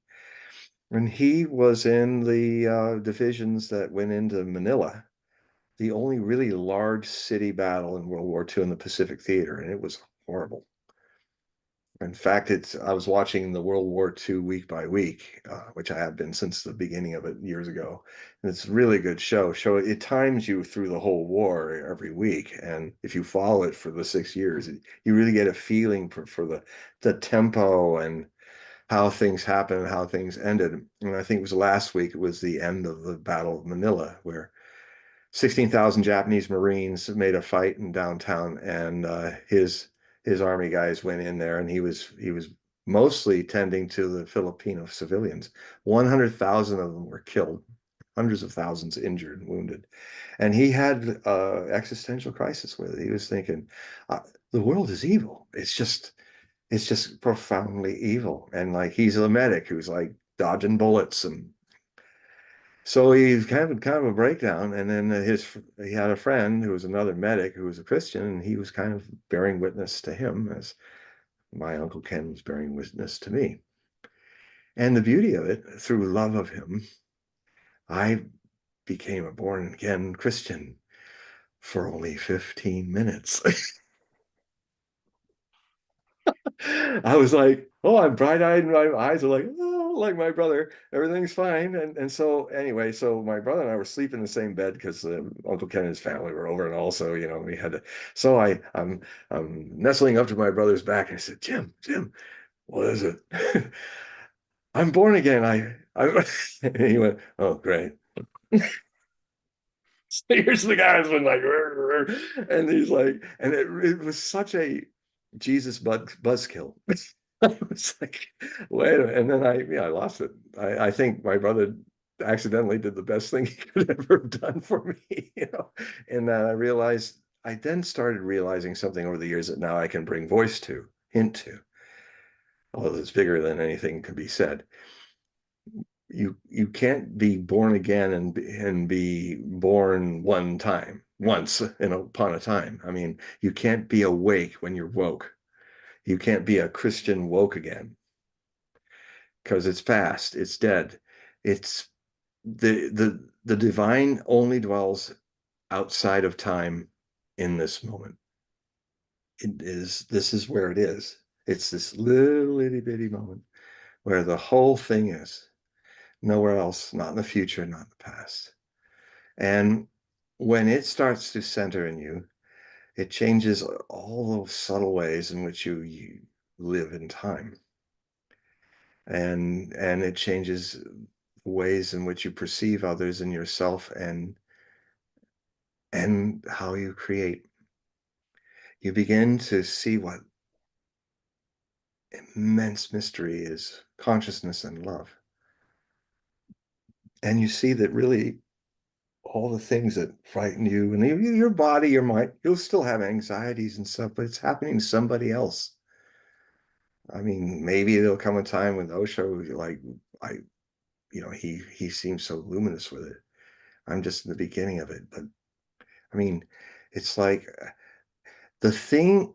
If you say if you say I'm not afraid of death, I did this to somebody just recently.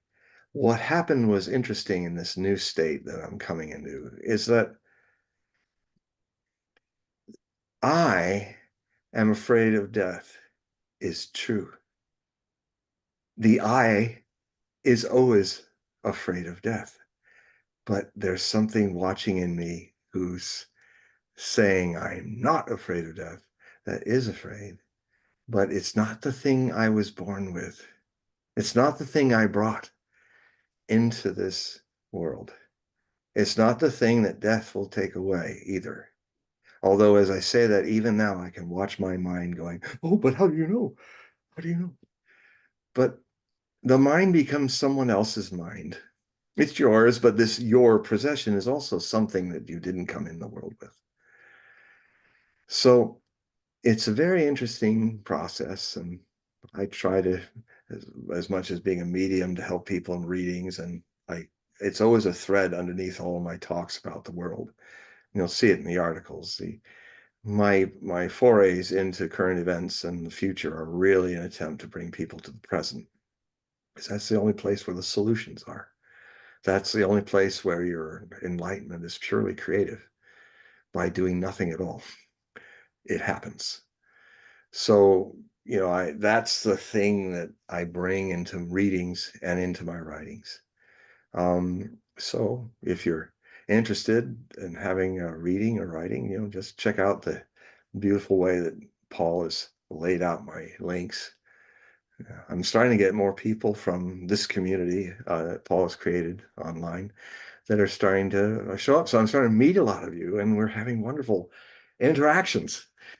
Um, so So that just so I can plug for the ones that are watching, make sure that you click the link. It's in the description of this video and all the videos that I've done with John, and that'll take you right to his website. And by doing that, you'll be able to sign up for his periodical and do the readings.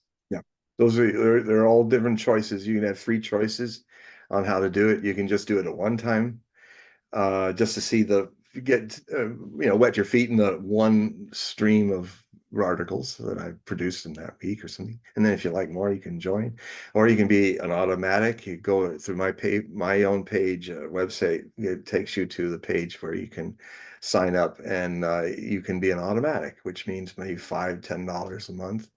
And then it's just on and on until you want to stop. Whenever you want to stop, you can just go in and unsubscribe. And then the other is where you just do the donation, one drop in for 12 months. It's about $60. And yeah, $60 or a little more, and you get a lot of material. And you get all of my sources that I try not to say anything in the world, especially with the controversial nature of trying. I am part of the alternative media.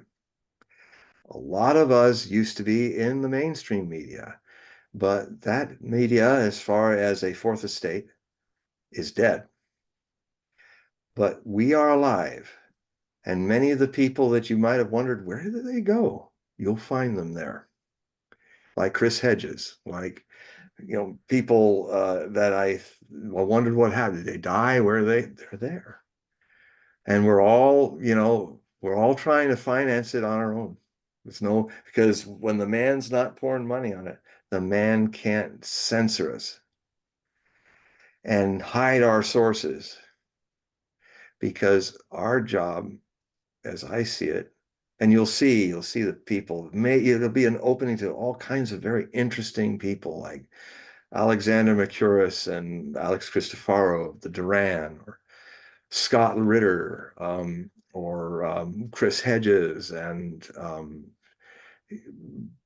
John Mearsheimer, and other people. And I have all sides, because you can't look at politics and the world without having sources on all sides. I mean, you'll meet one of my favorite people, and most of these people, they don't know me, but I'm sending people to them. But you'll meet Patrick Lancaster, I've been watching him for 8 years report in Donbass, the Civil War. He's an American who went there when the referendums were starting. He fell in love with a Russian girl, and they have two children. They live in Donetsk, and the city there, and which has been shelled by the Ukrainian army for 8 years. Cluster bombs, cutting people down in the square. And I've seen it. It's an interesting thing that meditation can do. You can be in that too and not come away from it carrying it. But this guy, he's amazing. He's very ebullient, and he's this little guy, and he used to be a sailor. And whenever he looks like a frightened bunny rabbit when his eyes get really big, but he goes right in there, right into the wolves. And it's quite something.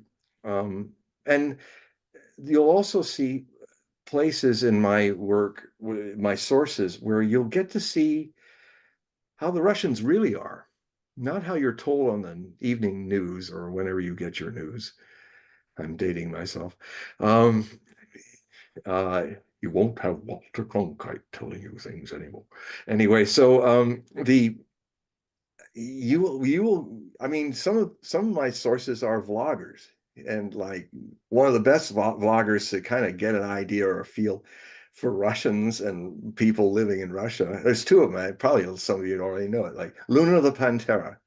It's where there's Vova and Vikya, and they have this black panther and this dog named Venya, and they live in Siberia, and I have to watch them every day. They're just wonderful. And she's like the reincarnation of Chekhov, in this big-eyed Russian little gal who she does running accounts. I'm learning a lot of Russian listening to her because there's subtitles, but she'll say something really funny, like you'll see Venya's eating snow in this vast tract of snow where they live. Oh, there's Venya, she's saying in Russian. She's doing her little bit to bring the spring. Just eating the snow. It's like she's like Chekhov or something. That's the other thing you find out. Even the garbage man knows his history and knows his literature. They are very literate people. I mean, in the middle of when Patrick was in the fighting in Mariupol, he was in that a lot, and that was really something. One of the first big battles of this in 2022, when the Azov battalion was terrorizing this Russian city that was in Ukraine, and the and there's bullets flying, and suddenly they ran in between all these bullets flying around, and he stops where there's some cover, and there's this guy walks up and he says, and he's a retired general. And he's like, yeah, well, and then he's just, he knows what's going on in the world, like any American would, It's like a lot of times it was like a variation on Dostoevsky characters, they're a bunch of characters, the Russians, very interesting people. And they do have, they have a quality of soul that is unique to them. And if Americans knew what I knew about them, we would be friends. Really, the Russians and Americans should be brothers and sisters. They're really, that we're not, is really perverse, because they're real people too. And they are not out to play evil Putin, the guy who's, Dr. Evil and all that. That is so infantile. You're not children. But your government and your all the people that are trying to kind of shape you, they don't respect your adulthood. Um, and uh, and if they succeed, you will all die in a thermonuclear war that your country created, and Europe, not the Russians. They don't want to do that. They've seen what it's like to lose 27 million people. They saw it with when the Western people under the Axis alliance invaded Russia, and they killed all those people in 3 years. They still have the scars from it. So when they see the Europeans massing like Napoleon again, like our little fellow with the mustache, and his NAZI alliance of half of Europe when he was going in 1941, if they do the Napoleon, they do the Hitler. I said it. They do NATO, the the defense alliance, which has already broke its charter twice when they bombed Serbia. That was absolutely illegal. They should have, out of shame, broke up NATO because they lied to themselves. That was a war of aggression. Libya is not even in Europe, in the North Atlantic region, and NATO went there, promised that they would control any side that was doing any attacks on civilians, but made a decision just to bomb the Libyans that were with Gaddafi's, the Tripolitans, destroying the place. So they chose a side, and Libya is a destroyed nation. It used to be in Vietnam, this evolution of the military industrial complex used to start with, well, we had to destroy that village to save it. Well, we've evolved that maxim to, well, we had to destroy that country to save it. And if we don't break this habit of the war business, folks, before we're dying of radioactivity, those idiots will say, well, we destroyed the world to save it. So, but the good thing is people are waking up. Lines are being crossed even in a world where people are being dumbed down. What's going on in Gaza is awakening the world. And a whole lot of people, a whole majority of the Jewish people of this world are not siding with the Zionists in this. And as many as all the Europeans, majority of Europeans were not siding with the NAZI's Europeans in the last World War. So and the other thing too is you're seeing signs of revolution in a good way. All the farmers are getting it, that whatever this globalist thing is about, it's about destroying, in the name of global warming, destroying a certain civilization so that they could supplant it with their own. And I never thought that it was really, I was skeptical of this for decades, but it's true. what it is simply another bunch, in this case, uh, Klaus Schwab is like another, another without the mustache.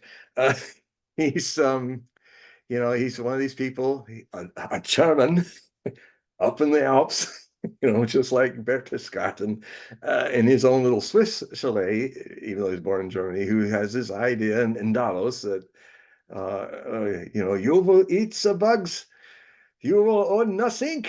I mean nothing, and you will be happy. Well, they're cartoon characters, but they're really serious about this.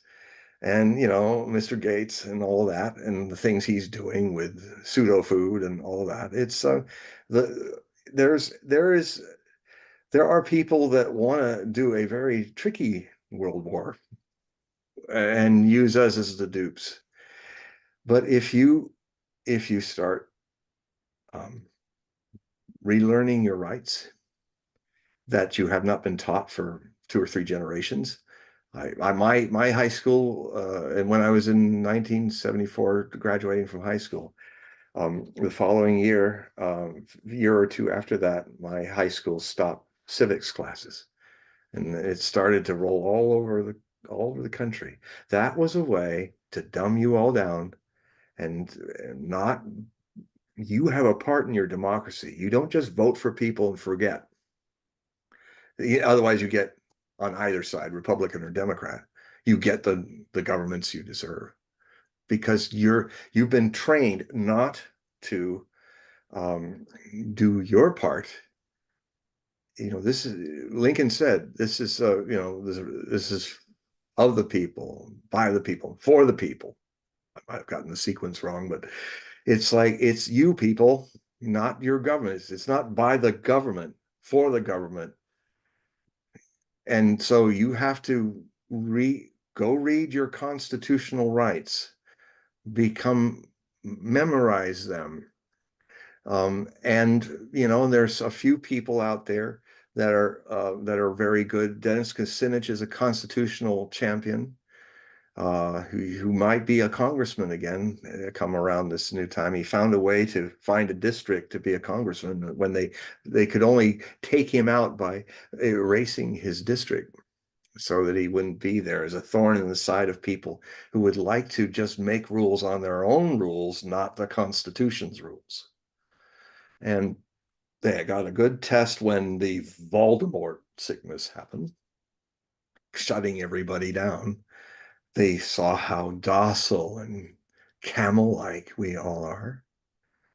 Become a lion. You can do it. You see, it's not just in your own spiritual life, but in the life outside. You can also be a lion. And it may save your democracy. It may save your future. Because if we let these people continue by being dumb and docile, they will destroy the world. And on that happy note, well, on that happy note, for the ones that are watching, please click the link and go to John's website and get the yes, periodicals so you know how the world's going to end. or how the world will not end if you become the people that, I mean, you look at Dennis Kucinich, you look at currently the Senator Rand Paul. Just watch how he's fighting for your rights. Beyond him being a Kentucky Republican, he's upsetting all the Republicans too. It's and you share a lot in common with the people you might deem as blue or red. I also talk a lot about that. I mean, we didn't get it into this show. It looked like we might have gone in that direction, but I think in another direction, I'm going to talk at length about the ways in which things can be reconstructed just some ideas. I mean, I wrote a whole book about it. It was called Beyond Alt Left, Alt Right, a Community of Americans. I mean, the book has a red American flag draped and a blue American flag and a white field with a red border, a maroon border. But it's basically I hit both sides and then come to this idea. And it was in 2018 when I wrote it. When I opened it by talking about how in 1998, the first time I had my landline wiretapped in my life was after I'd been on BBC radio. And Oh, wait, your landline was tapped? yeah, yeah, it was I didn't tapped. know that. It Wow. started clicking, and Wow. for about 6 to 9 months it was clicking and it happened after I on BBC Radio. I said that it was the 1998 midterm elections had happened, and I said if this polarization of Democrats and Republicans in the Congress deepens, I foresee us at the threshold of a civil war around 2020. And so I said then it's 3 years from now. And now it's just time for me to take that prediction and look at a way to avoid that. And so I talk about how the concept, I go into essays about the concept of a party is by its very nature a polarizing concept. And I talk about how the founding fathers were the thing that terrified Jefferson and George Washington and Adams and Abigail Adams um, was was if people would form parties. Because a lot of people probably don't know because you didn't have your civics class. Probably a lot of you probably assume that the two-party system is in the constitutional law. It's not. There were no parties when the United States started its republic.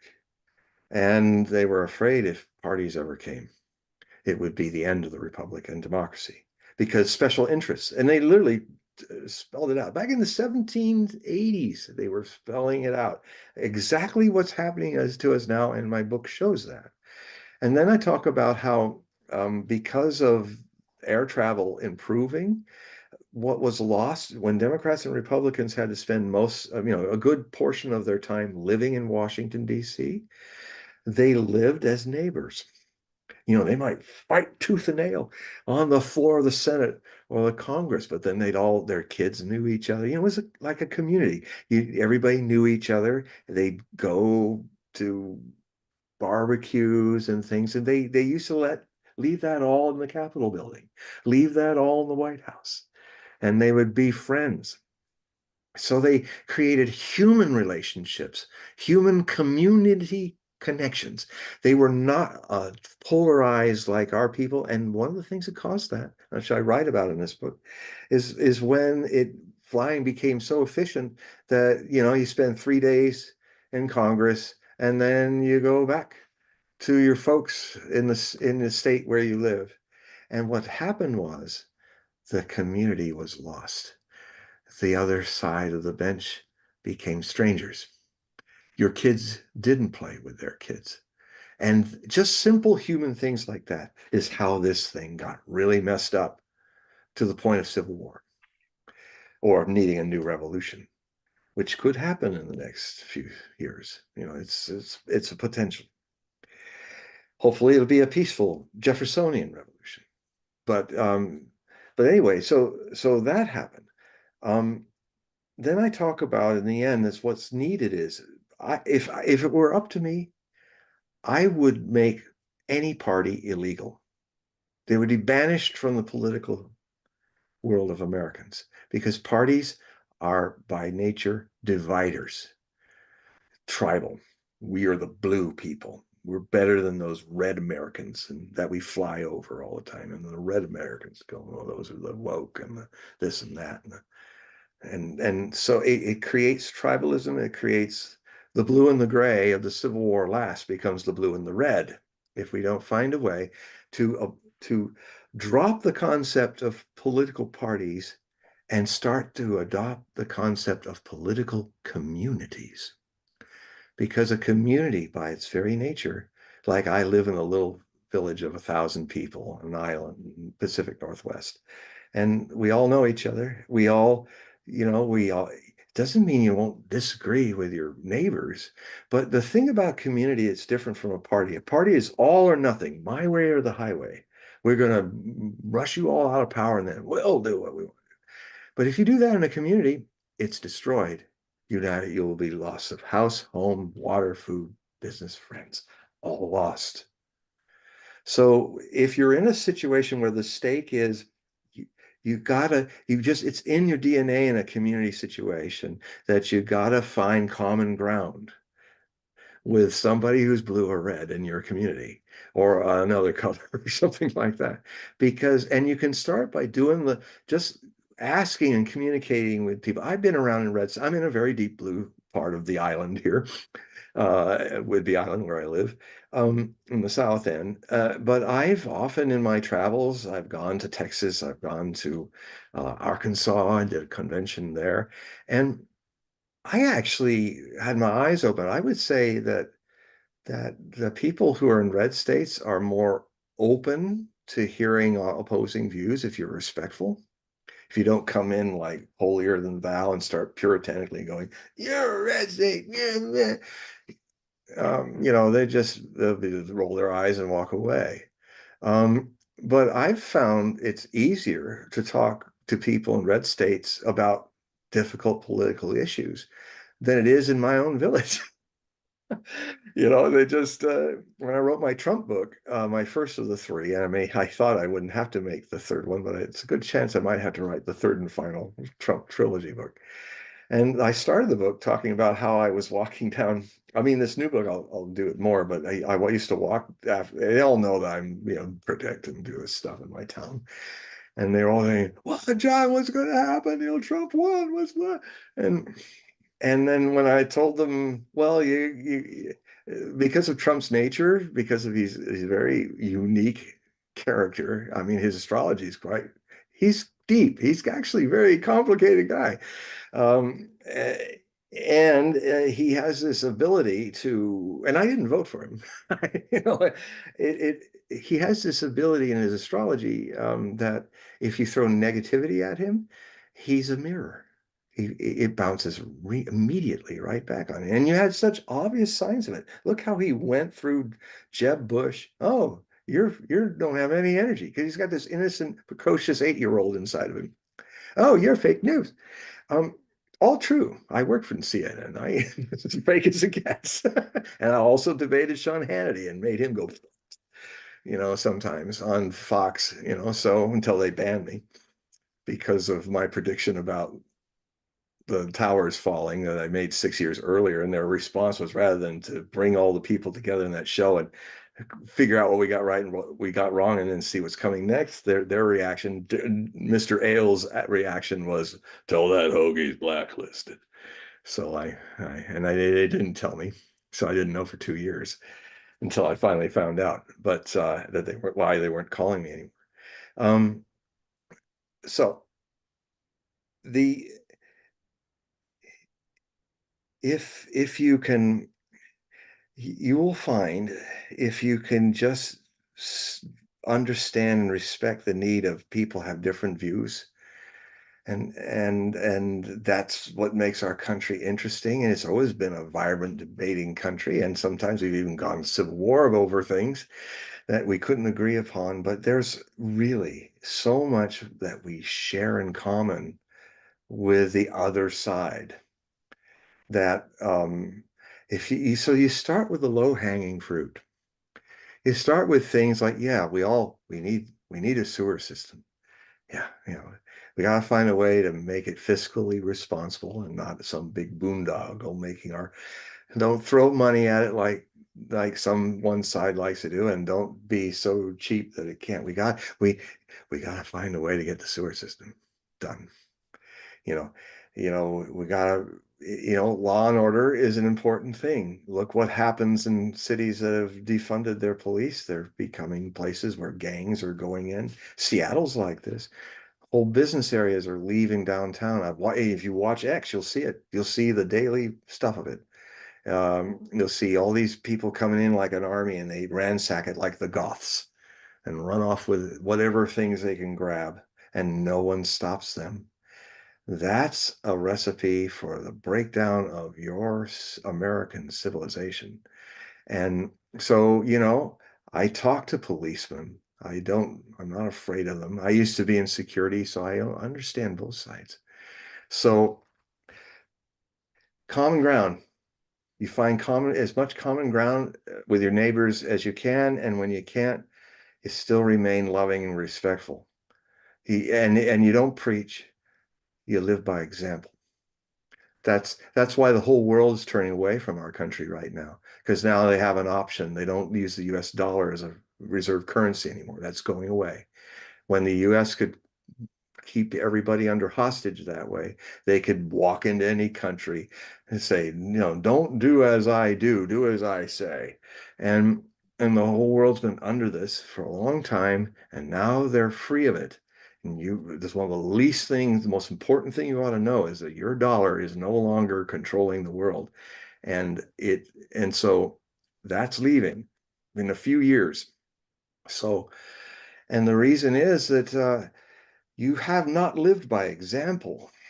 The neocons in their first manifesto after the Cold War terrified them, and they had to find a new war business model, a new Cold War. They started right after 1992 when the Soviet Union collapsed, and Dick Cheney and Paul Wolfowitz wrote these. I write about these things in a lot of my books, these manifestos. And they said, oh, you'll hear people say, like John Adams, that, you shouldn't go out fighting monsters and you should not like force yourself on others. But they go, why not? So, and, they were arguing the idea that you don't live by example. They literally were saying, no, we don't have to live. We just make everybody do what we say. And we don't live by example. You're not going to be the city shining on the hill anymore that people want to go to. You're not going to want to see the Statue of Liberty when you're coming through. We're going to tell you the way the world is, and if you're our enemy, you're in trouble. And as Kissinger said, and if you're our friend, you're dead. So these are the kind of monsters that we, by not as being so busy with our own lives, understandably, we got our lives to live, but these people know that, and that's our weakness. And they pulled out all the civics classes so you wouldn't know your rights. And so one way to cure a situation is you got to own up to your part in it. You can't just blame it on the other, because that's disempowering. Now they may have all kinds of problems that make them bad and stuff like that. But if you're in an interaction with them and it's toxic, what are you bringing into it? If you don't go there, you will not empower yourself to find solutions. Oh, it's his fault, and I can't do anything about him but try to vote him out. That's disempowerment talking. And they play you both sides of this two-faced storefront called the corporate deep state party. It's donkeycrats and it's Dumbo publicans. It's just they're just storefronts to con you in, neocon you in, basically. You gotta own up to it. It's okay. We make mistakes. That's the only way we grow. But if you deny your mistakes and blame it on the other, you deserve exactly the future you will get. Well, we'll leave it at that, John. I tried to do an upper note, but it's not an upper note. It's the truth, and sometimes the truth has to happen. I contend it's the truth. You may not. That's okay. But at least people say that don't. A lot of people who read me say, "Well, I often find it uncomfortable reading stuff, but I like that he makes me think and feel." So I hope I can do that for more of you, and you interact with me, and then that'll help me communicate better as well. Right. So just another reminder, the ones that are watching, please click the link. That'll take you to the website for John, and you can order his periodical and set up a reading. That's a one-on-one, and he'll go into details with your astrology, and you do, what was it called, the cards? What was the cards? Tarot. The tarot cards. Yes, Okay. I use the Osho Zen tarot deck, and it's a very popular deck. And I know Mahadeva Padma, who created it, and it was inspired by my master. So it's an amazing deck. Lots of fun. Yeah. So I have done it. I've known people that have done this. So He survived. I survived it. And so I do recommend it. So please click the link. It'll take you to his website. and please buy his periodical. So John, thank you for coming onto the channel, and Thank you. Yeah, I love you all. They all love you too, John. Even the ones that hate me. That, well, in fact, the thing is, I mean, the people. I'll finish with this story. I did it before, but it's a Sufi story. It's a really great Muslim Sufi story.